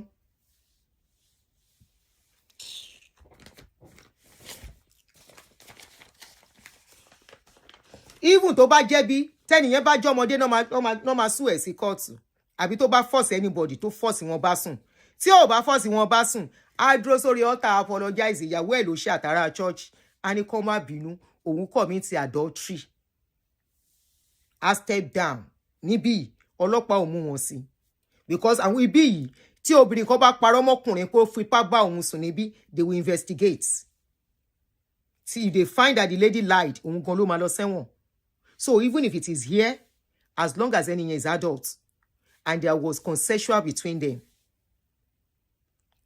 kò sí nǹkan tó máa ṣẹlẹ̀. Then ti tàwọn tó náà ń tọwọ́ bọ̀ dí wọn. Are we sure? Are we sure? And unfortunately, it's happened in a society tí wọn ò lè investigate and establish it.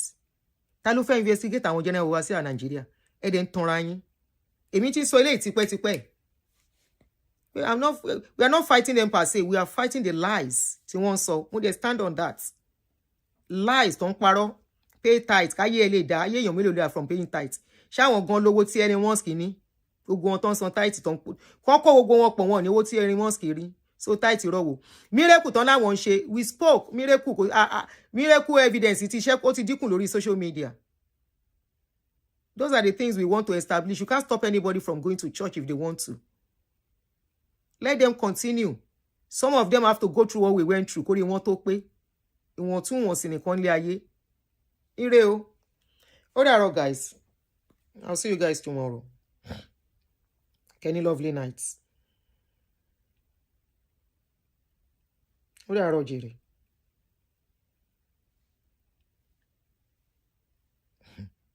Èwo mi na anti blogger yín. Màá wá sá fún yín ni. Anti-blogger yẹn kí ló anti-blogger ṣe anti-blogger advice to protect yourself ìyẹn lè ṣe mí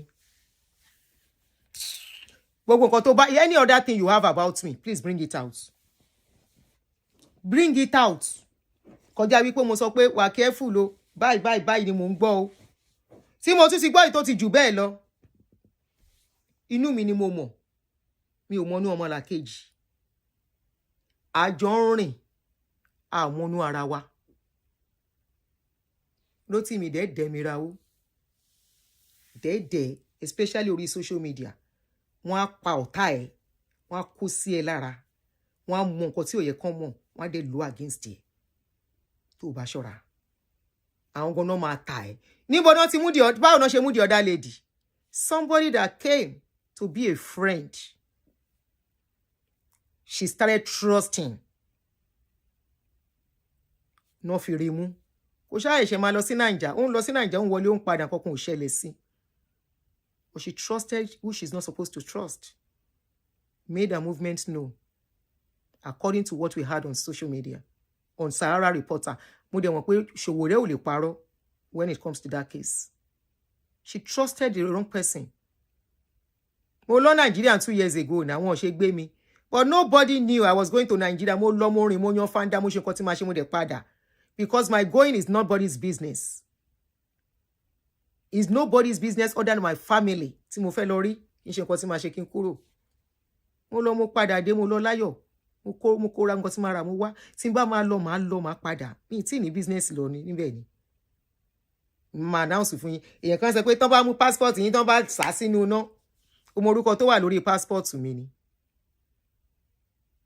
èmi ò dẹ̀ ní gbé Nigerian passport lọ ẹ̀ tún gbọ́ tuntun how much less if they have a case against me they can come here and fight me too they fought in UK they fought in America and they won the 2 cases wọn ò bá ìnáfẹ́ lọ appeal Rotimi you sef look at that video tó gbé tó bá lè jókòó tó gbaru fídíò yẹn how disappoint me bí fídíò téèyàn kan ti ṣe oh no oh no ìyẹn ló fẹ́ gbé lọ court ìyẹn ló fẹ́ máa pariwo pé wọn náà fẹ́ bá wọn fi pariwo Olúkọ̀yà is this Olúkọ̀yà is that go ahead good luck to you go ahead good luck to you good luck to you guys ló kàn mí pẹ̀lú gbogbo nǹkan tẹ́ ń ṣe ń bẹ̀yìn èmi ò ráyè nǹkan tẹ́ ń ṣe yẹn no I don't have time for that no you know why those people you are shouting pé fẹ́ fàájà for they are in Nigeria they are not even here with you in abroad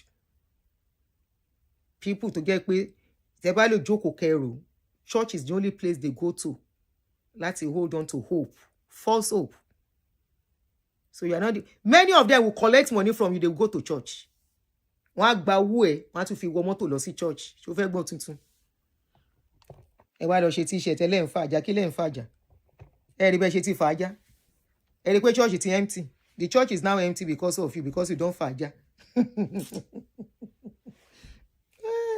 All right, guys, I will see you guys. Thank you very much for coming and sorry for minor Yoruba speakers. It's because of the way the situation, I mean, the issue I'm dealing with, I'm trying to talk about is that was why I switched in between English and Yoruba because some things I'll express myself better in Yoruba than English. So apologies. But whatever I said in Yoruba, I try to say most of it in English as well. So pardon me. We'll go back to our full Yoruba, full English tomorrow. Hello, any wonderful night. Ora Yolama soon. Good night, Giri.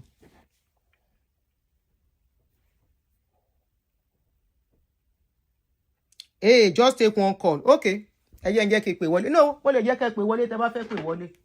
Ẹ ṣáà hold on. Ó yẹ pè wọlé tẹ́ bá fẹ́ pè. Ẹ pè ẹni bá fẹ́ pè o, mi mọ̀ pé fẹ́ pè wọlé. 3 minutes ago. Okay. Mi mọ̀ pé tí ń pè. Ẹ máa sọ̀rọ̀ má lọ tọ̀, ń fẹ́ tọ̀. Go ahead. Hello. Hi. How are you? How are you? Hi. Fine, thank you. How are you doing? I'm good. Good. Wait, hold on. Am I on show? Yes. Oh, I didn't even know you were doing show. I'm doing show. I was just checking on you. Okay. Okay, I thought you were calling for the show. Wait till they happen. What's the show topic? Now all these people where they on social media won't drag me to their shenanigans. Oh my gosh. No, I just came to check on you and see how you're doing. Hey, I just feel that you've not been really strong and this thing. I just came to check on you. Privately, but I didn't know. I'm so shy. Sorry. No, that's fine. I didn't know I was on. That's fine. Thank you. That's, I know you said you will call later. Earlier on today. I know you told me you will call. Oh yeah, need to wọlé ẹ pé kí wá máa lọ. Yeah, I was gonna call. I said just to check on you and see. We haven't seen your voice and seen you for a while. I just wanted to say how you're doing. Thank you. I'm just fine. See if you're okay. I'm fine. No, Allah, sorry, so sorry, but this thing. But wait, this guy I've seen on your. I just checked your channel. This guy I've seen him before now. His name starts with an R. You used to shout about it before. Yeah, his name. I forget his name. Rotimi. Anyway, I think Daniel. Oh, Rotimi. Rotimi Daniel. He talks about in the church. He talks about church people too, the way I do. You need to watch the video from the beginning. Eh? You used to shout him out. Yeah, I know you guys used to. Yes, I know. Because I advised him to be careful how he meddles in some cases on social media. And he turned me to enemy. They don't tell people, say, me, I be bad person.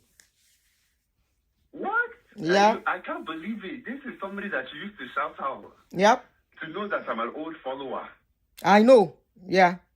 Especially on Facebook, from Facebook. Because I advise him to be careful, to out a meddle on social media issue. Be careful. You have to be careful with these people. These people, don't let them stress you. You're too cool to do this. And you're very classy.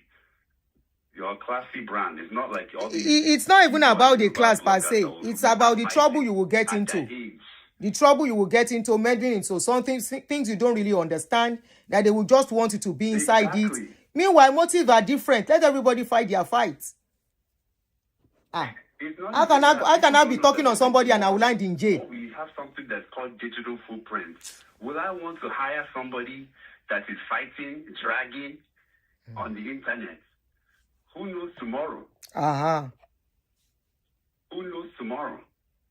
And to be honest, I don't want to say too many things. You know, if you don't have anything nice to say, I won't say it. But the way you handle that person's case in Nigeria, you're a good person. Because me. No, he's in Canada. The guy lives in Canada. But he lives in Canada. No, I'm saying that person that just got freed in Nigeria for the past. The way you handled it was classy. Oh, the one that wants me to talk about Pastor. Oh, don't mind them, Jay. They are looking for people they will push into trouble. Yes, yeah.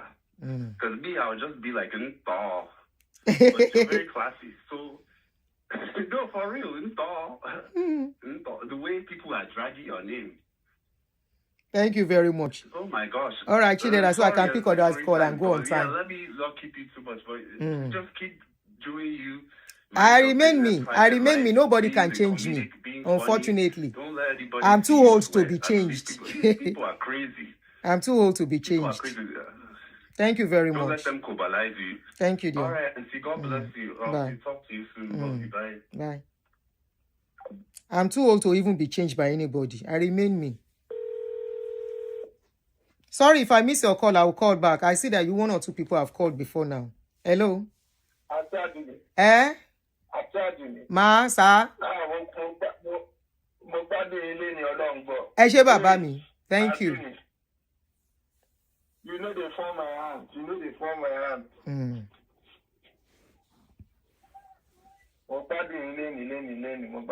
Seriously.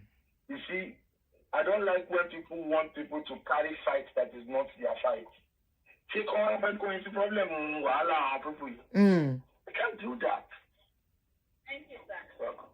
In old age. They can't do that. In old age. It makes sense now. So they got more respect Rotimi that. But because Rotimi saw here, what is surgery, man? He doesn't need to go that route. And look out for you.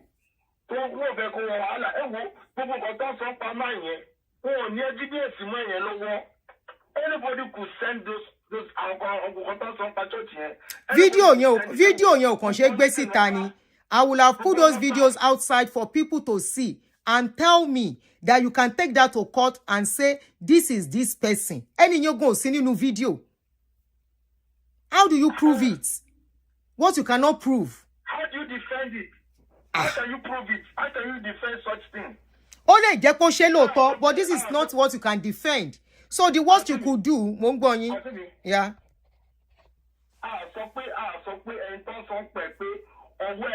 Exactly. But as in the eyes of the law, any clear evidence to show to baba yẹn. That's it. That's it. At the weak case, it has been a close case. How can you define somebody's toes, somebody's leg, somebody's kidney?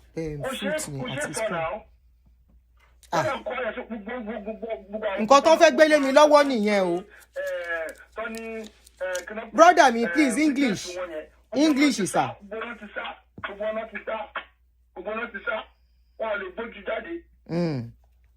One of them even took her to court. One of them took her to court. They want you to take this fight. How can you take this fight? Ìyẹn ni mo sọ fún Rotimi o pé Rotimi mọ nǹkan tó máa tẹ́rí so wá nítorí orí lórí page mi 2 weeks after. Ìyẹn ni mo fi dọ̀tẹ́ pé so mi ò fẹ́ kó grow ni. Èmi tó pé mi gan ni mo invite ẹ sí kinní. Ó ti ń ṣe silently back on one.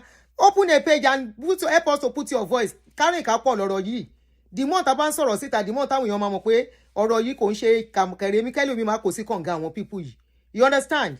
And we opened the page that day together. I said, oh yeah, go to your profile, look for where they wrote pages, click on pages, oh yeah, create, oh yeah, do this, and they shinjo no. And immediately I started telling people, sharing that page. I said, page àbúrò mi o, oh yeah, follow him o, his firebrand. This one will too go on with violence. And I was sharing that his page with people. Suddenly, mo kàn rí pé he blocked me. No, he got to block me. I remember we had that conversation. And I said, Rotimi, as this your page? By then, he started doing live streaming. I would join him on his live stream. Okay. Yeah, I would join him on his live stream. Then I thought, this guy, let me just remind him. And I said, Rotimi, I don't know if you know this lady and you know Funke Asekun. I said, please, don't let them push you to do what you are not supposed to do. Be careful in meddling with the case of this church. I said, I think there is more to it that we don't know. There is more that is happening that we may not understand. Please don't go and get into trouble. Yes, sir. And I don't even talk to this lady. Èmi àti ẹ̀ ò ń sọ̀rọ̀. Tó bá fẹ́ lo page mi, no man rántí pè mí. It's not as if we talk. We don't. And anytime she sees they are the church, any program church you want to about treat. You know that the day you were doing that show, that she called in. Yes. That she called in. So I was shocked. There was even another one. She joined the show. Go gbójú jáde. You know, she does not call into your shows before. I'm shocked. Go to enjoy it. You know why she called? You know why she called? Let me tell you why she called.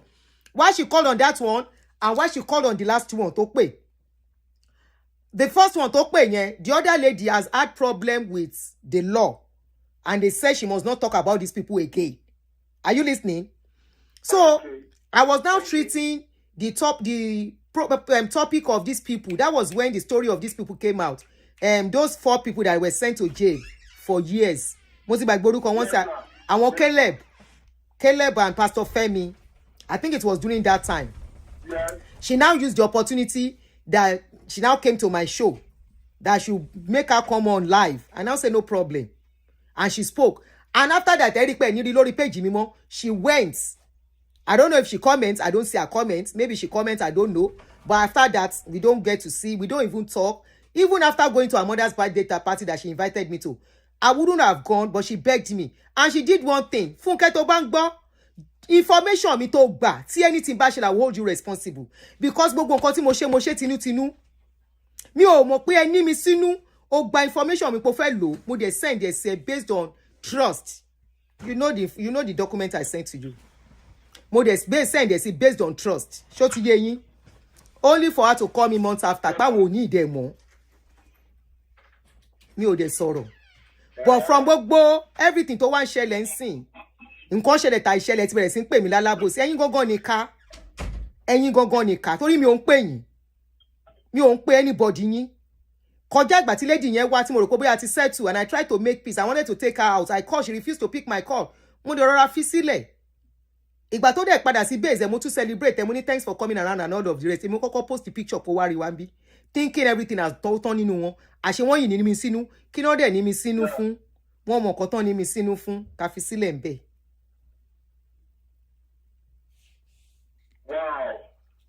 Ẹ ń bá pastor jà ìwà tí yín gan burú ju ti pastor lọ.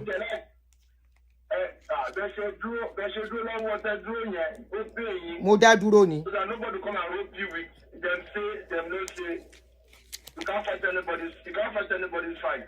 Look at the case that happened now. If I had responded and I was doing what they were doing, it is me and her that will be in court by now. Lórí ọ̀rọ̀ tí mi ò mọ̀ jù. Má lọ sí court. Kani mo bẹ̀rẹ̀ sí kani if I had did what you wanted me to do, to be talking, kí ma bá wọn pé orí kan ya kíní kan. It is me and her they will carry to court. It is me and her. Not your máa gbé lọ court. Ọlọ́run má jẹ́ kí iṣẹ́ àárọ̀ mi kéèyàn kan gbà.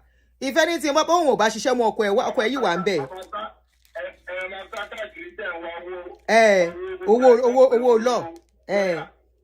Àwọn akóṣìbérò a máa sọ, we will contribute. Ẹ lọ contribute sí family yín. Ẹ̀yin tẹ́ ń contribute owó òfò.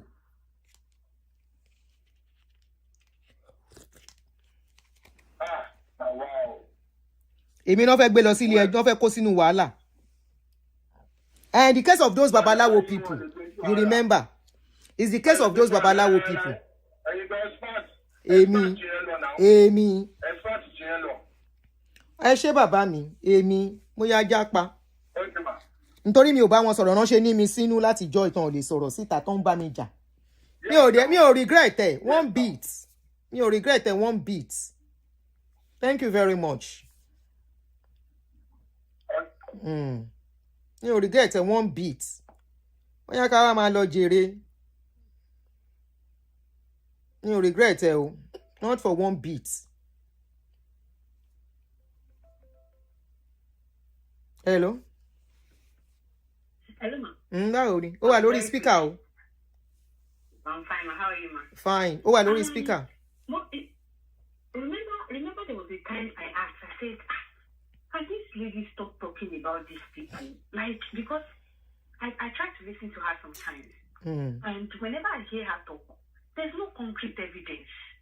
Do you understand? I'm thinking like, okay, what did this man do exactly to you? Like, for example, you know, when you came out with your own story. Personally. You can pinpoint that, okay, this one. Thank you. Moronti, yes. Moronti, I remember you called. Thank you. You know, to take the action. Ma? Money, I remember you called. Pé kí ló pé gbogbo nǹkan tí lady yìí sọ orí nǹkan tí wọ́n sọ pé ṣe fóun pípàtó. I remember you said it. Exactly. Yes. Remember I called you one night. I said, can you talk to her? Because I was thinking maybe you know her on a private level. No. You should please stop.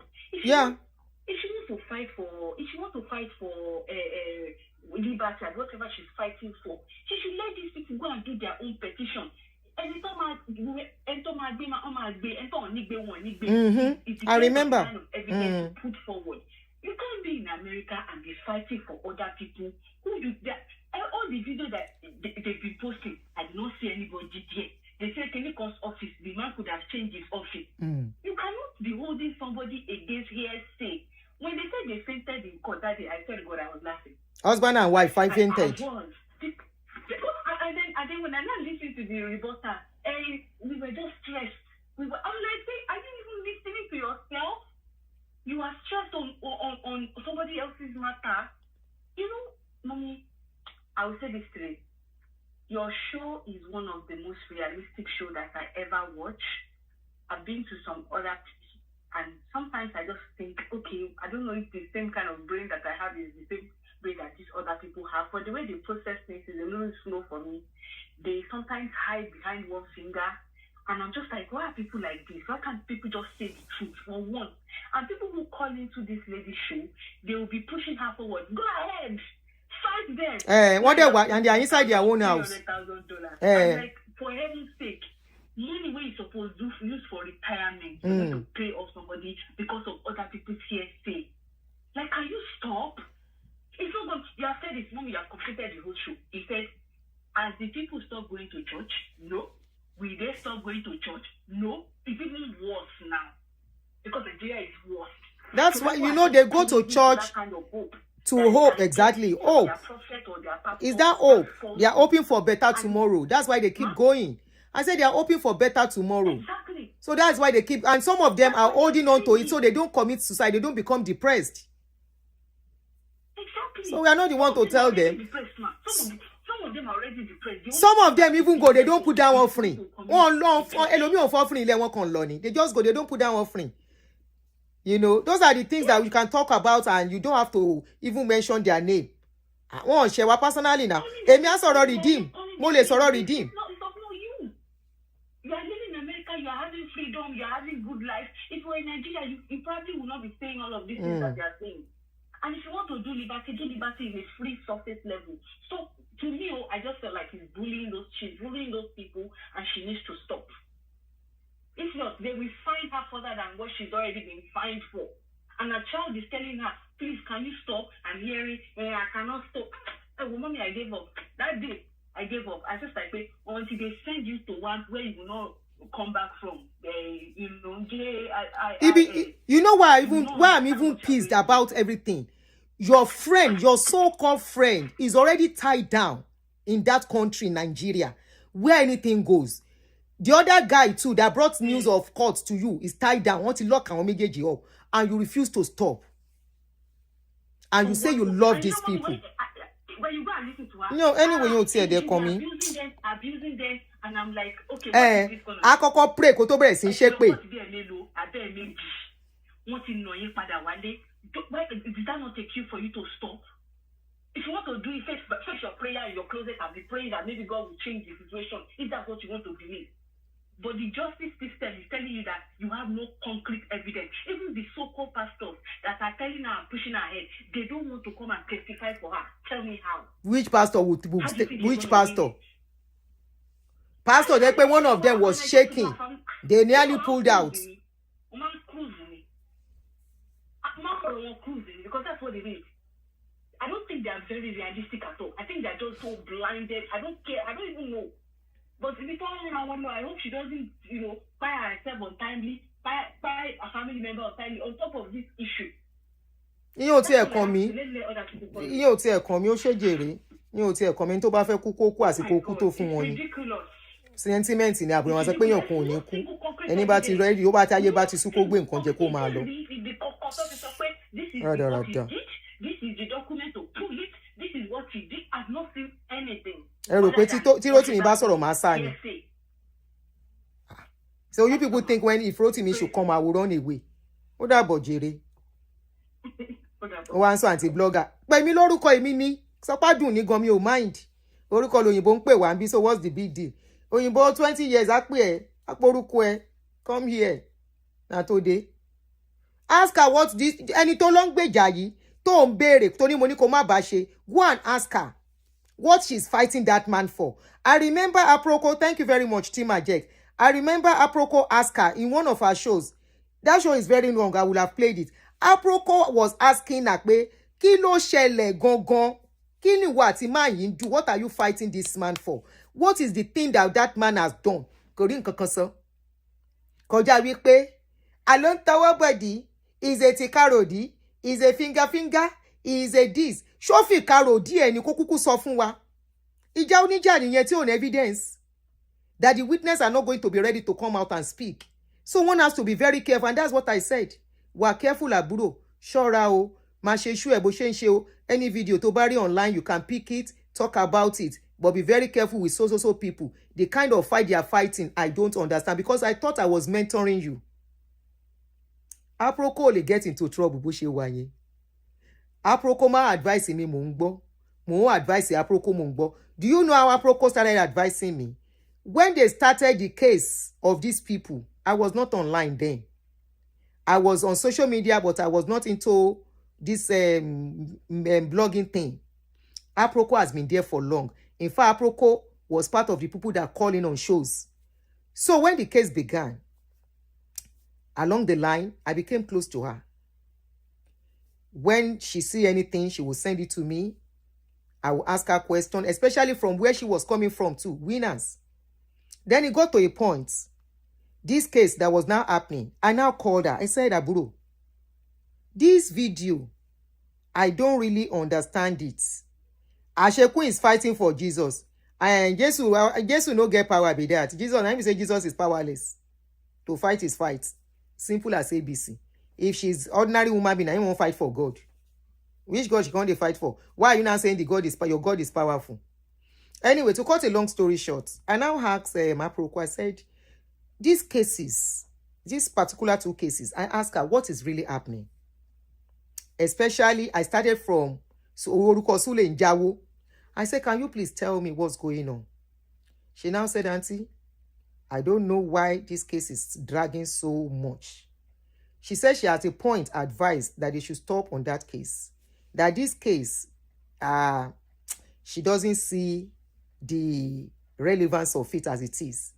She now said, Aunty, Emma Bawondasi. I now said, me ready as Bawondasi tell them confirm koton shele. And from there, I started observing. It was along the line, Alima case came up. It was during Otobo case. And when I started monitoring what was going on, I now saw some things. I remember I advised Otobo, and I'm glad she took to my advice.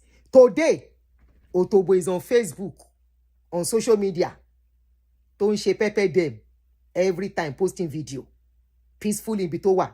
And the person we fight for Otobo is inside trouble. Sheraye. Now, as the case was going on, we were monitoring. Let me not go deep into that case because the case is still going on. Let me stop it. I talked to Aproko. Aproko advises me. I advise Aproko. But she started advising me. Right? She would tell me the depth of what I don't know. I said, Auntie, this is it too. She would tell me, Auntie, this is it too. And I will caution myself. The case of Olutayo, when it came out, I got some information. Don't forget. When I was to do, I did that case. I now did another case. Did you hear me mention name? No. I never mentioned any name. Sorry, mo fẹ́ wo nǹkan. I never mentioned any name. I just dropped the information I got. And I waka go. And after that, did you see me talk about the case again? Ó ti tán nìyẹn. Kí ló kù tá tún fẹ́ sọ? Kí ló kù?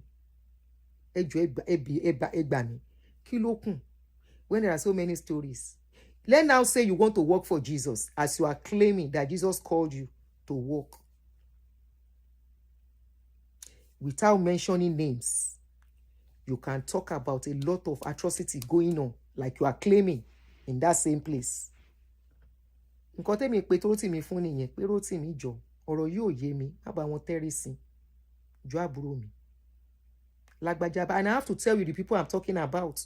How do I give you information, have information, and just say, Rotimi, be careful, oh, and I leave it at that? No, I have to let you know what I'm telling you to be careful. I say, be careful of so. Don't let them drag you into what is not going on. I say, that MFM issue is bigger than any one of us that Funke is dragging. I say, be careful. Owani lẹ́yìn yẹn lórí mi àti Funke. Èmi lo wisdom pẹ̀lú wọn. Àbúrí mi kí n gbọ́rọ̀ wọn jáde. Tell me njọ́ torí tí mo tag pé mo ṣe fídíò fún Funke gangan fún rẹ̀. Àfọjọ́ tó wá takú sórí page mi. Tó wá ṣe roforofo ẹlẹ́jọ́ wẹ́wẹ́ tó lóun wá rojọ́ lórí Facebook page mi pé nǹkan báyìí. Tó o bá súnmọ́ mi ní dárúkọ ẹ sọ̀rọ̀. Ìwọ ló gbé rẹ wá bá sórí show mi. Ẹ̀yin náà lẹ lọ form group. If it's not that you people went to form that your WhatsApp group, tẹ́ fi ń bú mi ní dárúkọ ẹ. Ẹ lọ form WhatsApp group. Ẹ wá ń pè mí lálábòsí ńbẹ̀. Aduni is alábòsí. Aduni is afraid. Àwọn olórí burúkú tán ni mo wà afraid. Wọ́n wà nínú ilé wọn, they are eating. Wọ́n gbẹ́sẹ̀ sókè. After this my shows now, I will put my leg up. Ẹ rí ọmọ mi rí mi lẹ́yìn ó ní mommy. You are looking so sweet. You look like a baby. I say I'm a baby anytime. Yes, ke. Ẹni tọ́kàn ẹ̀ balẹ̀ ló ń baby.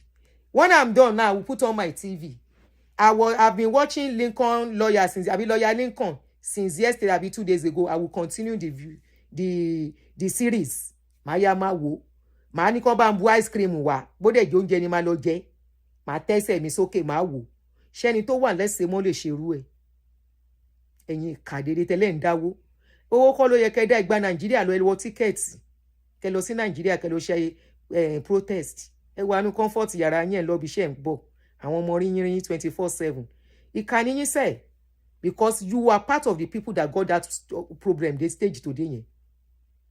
Torí mo wá refuse àti má gbà ẹ wá sọ mí dọ̀tá ẹ wá lọ ń bá Rotimi ẹ fẹ́ lọ parapọ̀ pẹ̀lú ẹ kí ló kàn mí ṣé mi mọ̀ bóyá nǹkan parapọ̀ lórí mi ni àwọn fracas gan ti try mi ìdá wọn lóhùn tí n bá ti ṣàlàyé báyìí ló ṣe rí báyìí ló ṣe rí that is èyí tó bá necessary kí n ṣàlàyé èyí tí ò bá necessary máa overlook but because eléyìí ẹ fẹ́ jẹ́ kó dàbí wípé àwọn tí ń bára wọn jà no mission oníkálukú ló yàtọ̀ èmi yìí sọ̀rọ̀ pastor lọ mo dẹ̀ máa sọ tí máa fi ṣe final breathing mi ni tí bá yìí lẹ́mìí tí bá yìí stronger tí máa sọ̀rọ̀ lórí social media di ọjọ́ tí máa stop social media mo yìí máa sọ but I will never pick on one pastor and be going back and forth on that pastor without what is not my business because that's not a way to create awareness because one pastor you are holding might even be better than thousands of them outside with what they are doing and you claim When you were in Nigeria, were you not part of that system? You rí gbogbo wọn tán ṣe ń gbà yẹn when you were there. Rotimi, bá wọn dá sí, no vex. I be alábòsí like you said. I be anti-blogger yẹn. I agree. Where they stop from, please start from there, Rotimi, and do it the way they are doing it. Dárúkọ wọn tó bá wá dárúkọ wọn, ó ń ṣe Rotimi. Mention their name. Ṣé bẹ́ẹ̀ ń fàájà ni? Fàájà finally, kó já finally kí gbogbo ẹ̀ scatter nyama. Do it nyama kó porúkọ wọn, kó fàájà, kó ṣe gbogbo ẹ̀ nyama kó porúkọ wọn. Kó wá, ṣó mọ̀ pé tó bá ń bú bàbá Adébóyè is a different thing. Ó máa ń ọ̀tọ̀ ní bó ṣe máa ń ṣe ti bàbá Adébóyè. Ẹni eléyìí, wọ́n ṣe sọ fún ẹ pó fìkà ròdì. Tán ṣe sọ fún ẹ tán bá gbé fídíò yẹn lé ẹ lọ́wọ́, come out. Kò dẹ̀ sọ pé owó fídíò yẹn leléyìí o. Ṣé wọ́n kọ́ leléyìí? Kò wá tell me where you saw them, where you see the man in the video. Tell me, ask for the age of these people that are involved. Tell me how everything went when they went there.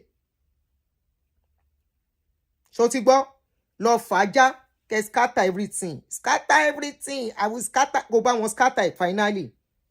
Maybe you are the one that will give justice to the people that are looking for justice. Maybe from you, they can get justice. Fàájà, ko scatter. Ẹ dá gbogbo ẹ̀rù nyama. Please. Lẹ́yìn yẹn, sue Olukoya to court and close down his church. Then màá mọ̀ pé wọ́n gbéṣẹ́ fún ẹ lóòótọ́. That is when I will know truly you are able and capable. Make sure you bring the video for social media for people to see. Make sure you show Olukoya in that video. Make sure in that video you mention, let us hear Olukoya's voice.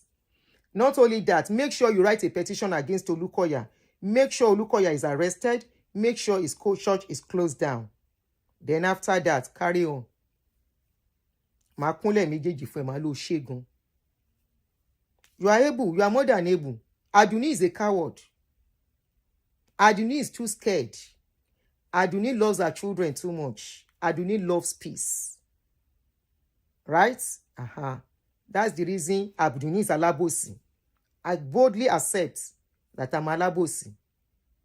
I clearly accept. Ẹni tó tà yín fún ọlọ́pàá Nàìjíríà ìpè lábòsí, èmi lálábòsí. Kálá ń sọ̀rọ̀ sí gan ẹ̀bá lèmi gan mo tà yín ikú mọ̀ yín rí. Mi ò bá yín sọ̀rọ̀, mi mẹ́ntẹ́ ń bá sọ̀rọ̀. Ẹ̀yin fúnra yín lẹ fúnra yín lóògùn jẹ. Èmi lẹ fẹ́ máa bá lórí problem tó kọlù yín. Èmi lẹ fẹ́ fi kanra ìmọ̀. Ẹ kóra yín sàn àtẹ̀yìn tẹjọ́ ń fa ajá kí gbogbo yín kẹ́kẹ́ páàkì sẹ́gbẹ̀ẹ́ kan kẹlẹ́ wá bí sùn sí. Who cares? Who cares? Ẹ jọ ẹ̀yin tèmi. Ó dàárọ̀. Have a lovely night. I want to continue my Lincoln kìnìkan. May I go enjoy, maybe put my leg up, watch movie. Ayé ìrọ̀rùn lèmi wà. Bàbá Ọ̀ṣun ṣe ń gẹ̀ṣẹ́. Ayé ọ̀rọ̀ àwọn tó ń mọ̀ mí á sọ fún ẹ pé àǹtí Aduni ò fẹ́ wàhálà bó ṣe wà yẹn. She doesn't like anything wàhálà. I want peace. I don't want problem. Mo dẹ̀ rí pé yín you want problem. Problem nú ẹ̀ dẹ̀ rí. Gbogbo yín ẹ rí ẹ fẹ́ problem yín. Ẹ continue. Ṣé mi ni am I the one that fainted at the court? Èmi kọ́ ni mo faint àtọkọ àti ìyàwó. Then tell you say na me faint. No be me faint. Ọjọ́ tán faint èmi wà nú ilé tèmi tí mò ń wo movie. Mo ṣe show ganjo yẹn bóyá ẹ̀mejì. The day wey dem say husband and wife faint. Then tell you say me faint. Nothing dey chase me, nothing wey I dey chase. I don't want problem, I want peace. You want problem, you don't want peace. Ẹni tí ò bá fẹ́ sinmi kò ní ní sinmi. Ẹni tó bá ń wá sinmi, á tẹ̀lẹ̀ jẹ́jẹ́. Ọmọ onílẹ̀ gan tẹ̀lẹ̀ jẹ́jẹ́. Ìtorí kíni ilẹ̀ gbígbẹ́ ń yọ̀yàn á bèlè tà sí orí yìí tán dá mi sí. Ọ̀pọ̀lọ́ tó ń gbéra ṣánlẹ̀ lọ́rọ̀ yín. Ẹ̀yin tèmi ó dàárọ̀ jèrè. Ẹ jẹ́ n parí. Fruit mi dà tí mò ń mu. Ṣé mo ti parí ẹ̀ ni? Where I put my fruit? Abẹ́ máa mu fruit kẹ́ wá bá mi mu.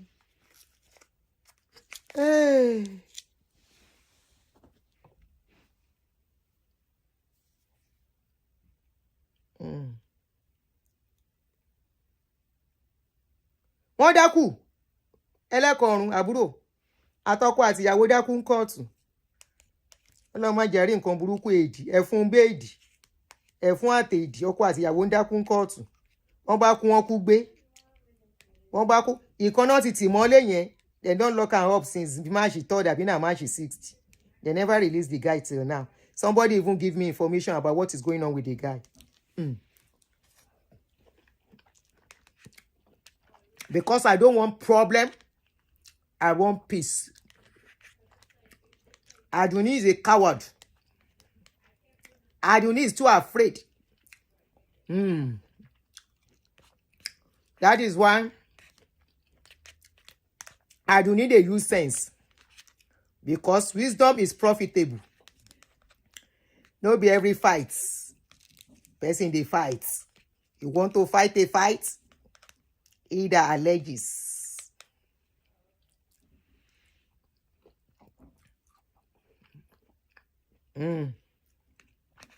No be me. Then give $375,000 to go and pay damages.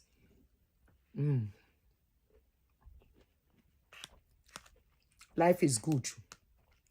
Young ones, watch me and learn. Listen to the voice of wisdom. Even countries and countries where they fight, they don't reach time where they won't sit down talk to reach resolutions. As it be, make we no fight again. Now you go say you won't fight until you fight. Now you say you won't fight before your time. Yeah, Lincoln lawyer mun law. Lincoln lawyer ni. Oh, Netflix series on pastor. That is Ruthless. Ruthless. Rutless. Very nice movie. Very, very nice. Very nice movie.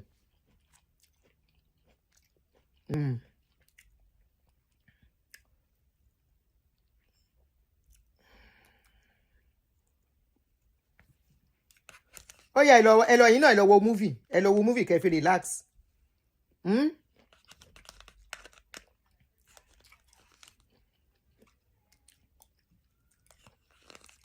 Ẹ ti ẹ gbọ́, ẹ má tí lọ. Báwo lẹ ṣe case Olúalọ? Rotimi, níbo lẹ bá case Olúalọ dé? Ṣé ti bring church ẹ down. Àwọn tó fẹ́ já church Olúalọ, ẹ fàájá. Ṣé ti bring church Olúalọ down. Èmi ò ever sọ pé mo fẹ́ bring church kan down rè. Màá sọ wípé màá create awareness ni. Torí àwọn èèyàn á pé lẹ́yọ kọ̀ọ̀kan mo dẹ̀ máa ń tẹnumọ́ right from onset pé they stop èèyàn tó ń bá jẹ breakfast wọn they stop. I've always been saying it from onset. You will never hear me say I'm bringing a church down. Now me start the church with them. I mean, me put the people where they go there. Everybody know why then they go church. Some are going because of connection. Some are going because of their businesses. Some are going because of socializing. So I'm going for help. Whereby if now one night I then see, then ask people before they come out. They are not going to see Jesus there. Please, Aunty, can you give me something? They will see somebody give them money for that Sunday, then go. So people go to church for different reasons. I was once a pastor's wife. I know people go to church for many reasons. Forget it. They will say it's for salvation, a lie. Now inside person, now you know who everybody be. Everybody go to church for a lot of reasons. Some because of the problem they are going to. Sure, you don't get solution for their problem. I be the ones where they get business connection from there. Some caterers, that is where they get business from. Some party organizers, now from church, then they get their business organization from, connection from. Some way they look for a job, through the people they know in church, they will get to know. So people go there for different reasons. Now make them use their brain as them they go. And they don't have to go every day. Because for here, nobody will go church every day. Now, mo fẹ́ Olúalọ wọ̀nyí you. Olúalọ tán fẹ́ bring down. She won't look at Professor Samulu Alo, I think is him. Ó tiẹ̀ wà online. Ó wà on live. Ṣé rí ṣé? Olúalọ tẹ́ fẹ́ fàjà tẹ́ fẹ́ bring down. Because mo gbọ́ pé wà lórí case Olúalọ yẹn. They were sending his video to me. Mo ní kí ló kàn mí. This is a family matter. It's a family matter. Husband and wife who fight. Now they talk, say the man use the wife for juju. How you take no? Anyone where won't wa. The wife has a family. The wife has the one to step in, arrest him if need be. And okay, they tell you, help us to polongo. Eti polongo ekini ekeji. Move on. Only taku sórí ọ̀rọ̀ yẹn, as I was told though. Some people send some videos to me and say, Aunty, please help us put mouth. I say, I know they put mouth for this kind thing. Waiting, I won't talk. Waiting, I won't talk.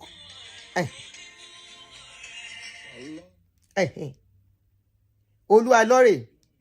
Olúalọ́lọ́ flag in Nigeria. Níbi táwọn customer wa wọ́n wà lẹ́ ń fa àjà. Kí lẹ́ ń fa àjà? Ní orúkọ Jésù. Ẹ mọ̀ pé ìrìn àjò ń bẹ níwájú mi. Ẹ jẹ́ kó padà sẹ́yìn ibi tó ti ń gbàdúrà yẹn. Olúwa ṣe tẹ́lẹ̀ ò lè ṣe. Ìṣòro tí pásọ̀ ayé ò lè ṣe. Ìṣòro tí wòlíì ayé ò lè ṣe. Ìṣòro tí dọ́kítọ̀ ayé ò lè ṣe. Ní orúkọ Jésù. Ago ògbàlà. Ago ògbàlà lórí irọ́.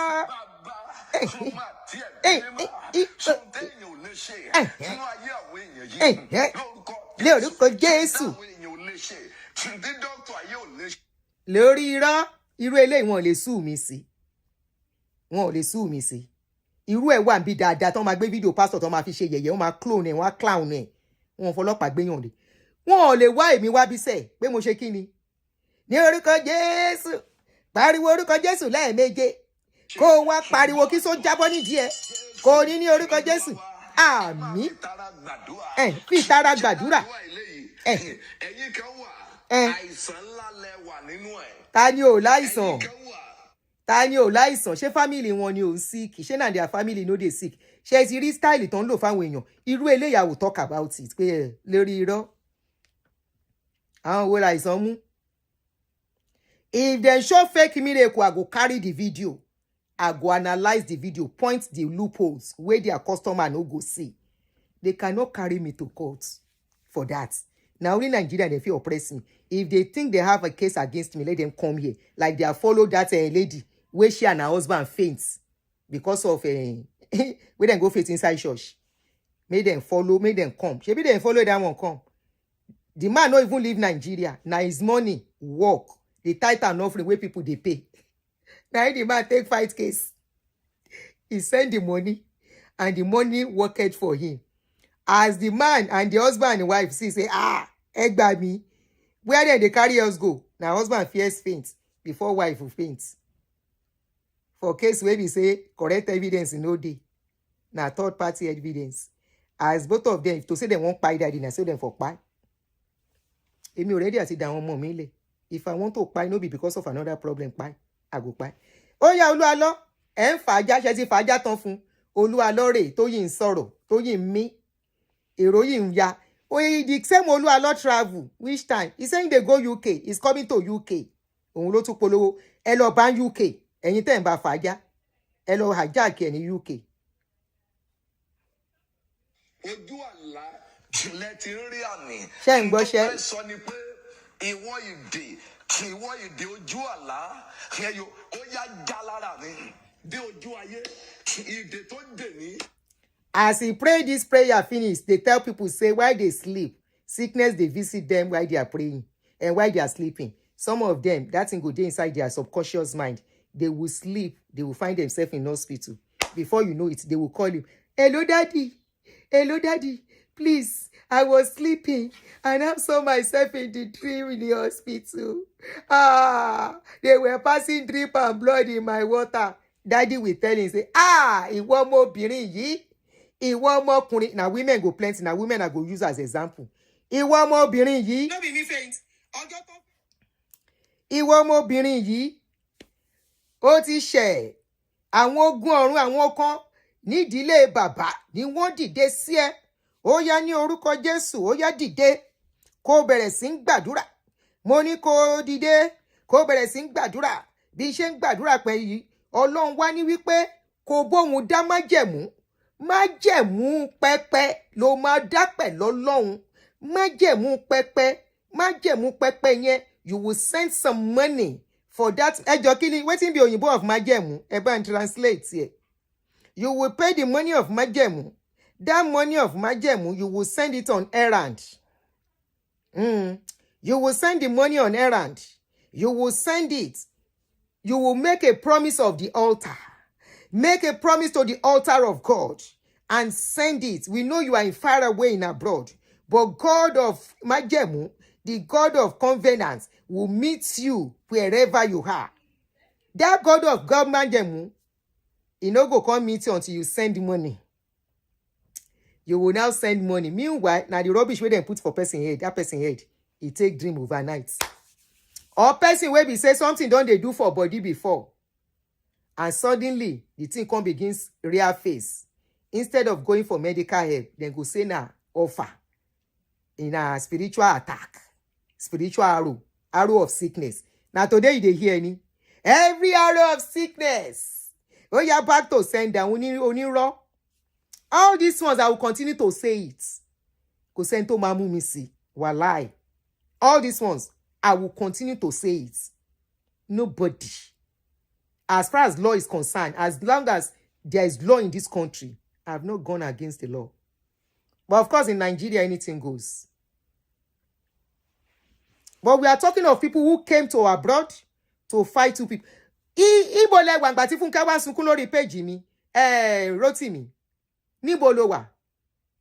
So rò pé mi ò jẹ́ kó wá sọ́dọ̀ tiẹ̀ torí owó ni èmi. How many times ni Funke fi wá sórí page mi? I'm just asking.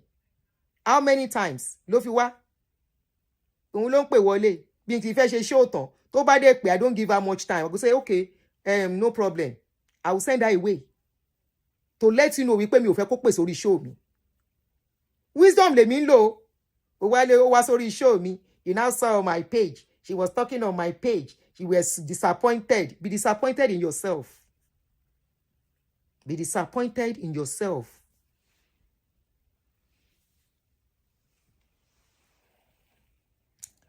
All right, guys. Any lovely nights. Be disappointed in yourself, not me.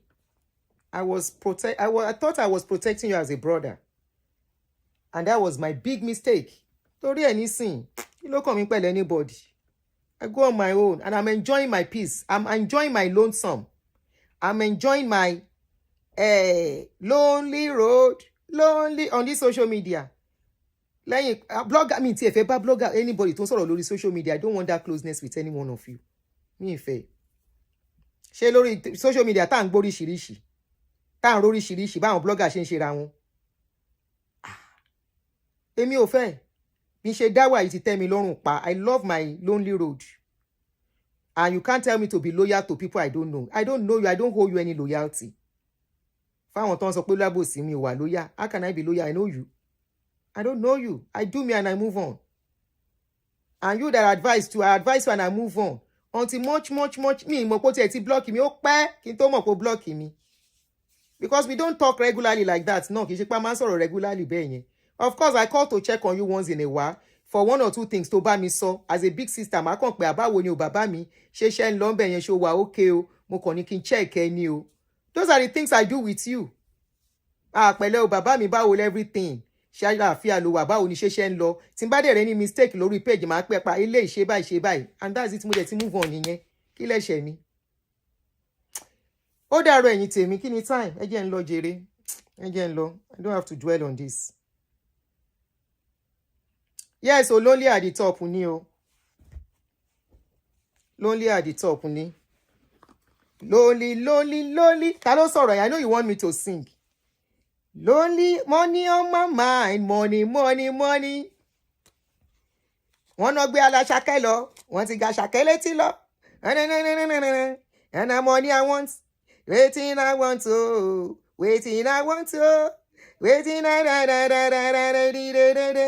Hello, má jẹ́ róòlù bí síbi tí ó yẹ kí n róòlù. Àwa ní kíláàsì, ẹ má bínú. Èmi fà kí ló ń jẹ́ fàájá at this level. Èmi Ọlọ́run má jẹ́ báyọ̀ kankan fà nǹkan kan jẹ́ at this my level. Kíláàsì dé. Kíláàsì yẹn ló ṣe difference. All right, guys. Any wonderful night. Ó dàárọ̀. Bye. Bó láti máa end the show. Orun ayọ̀ la máa sùn gbogbo wa o. Bye, guys.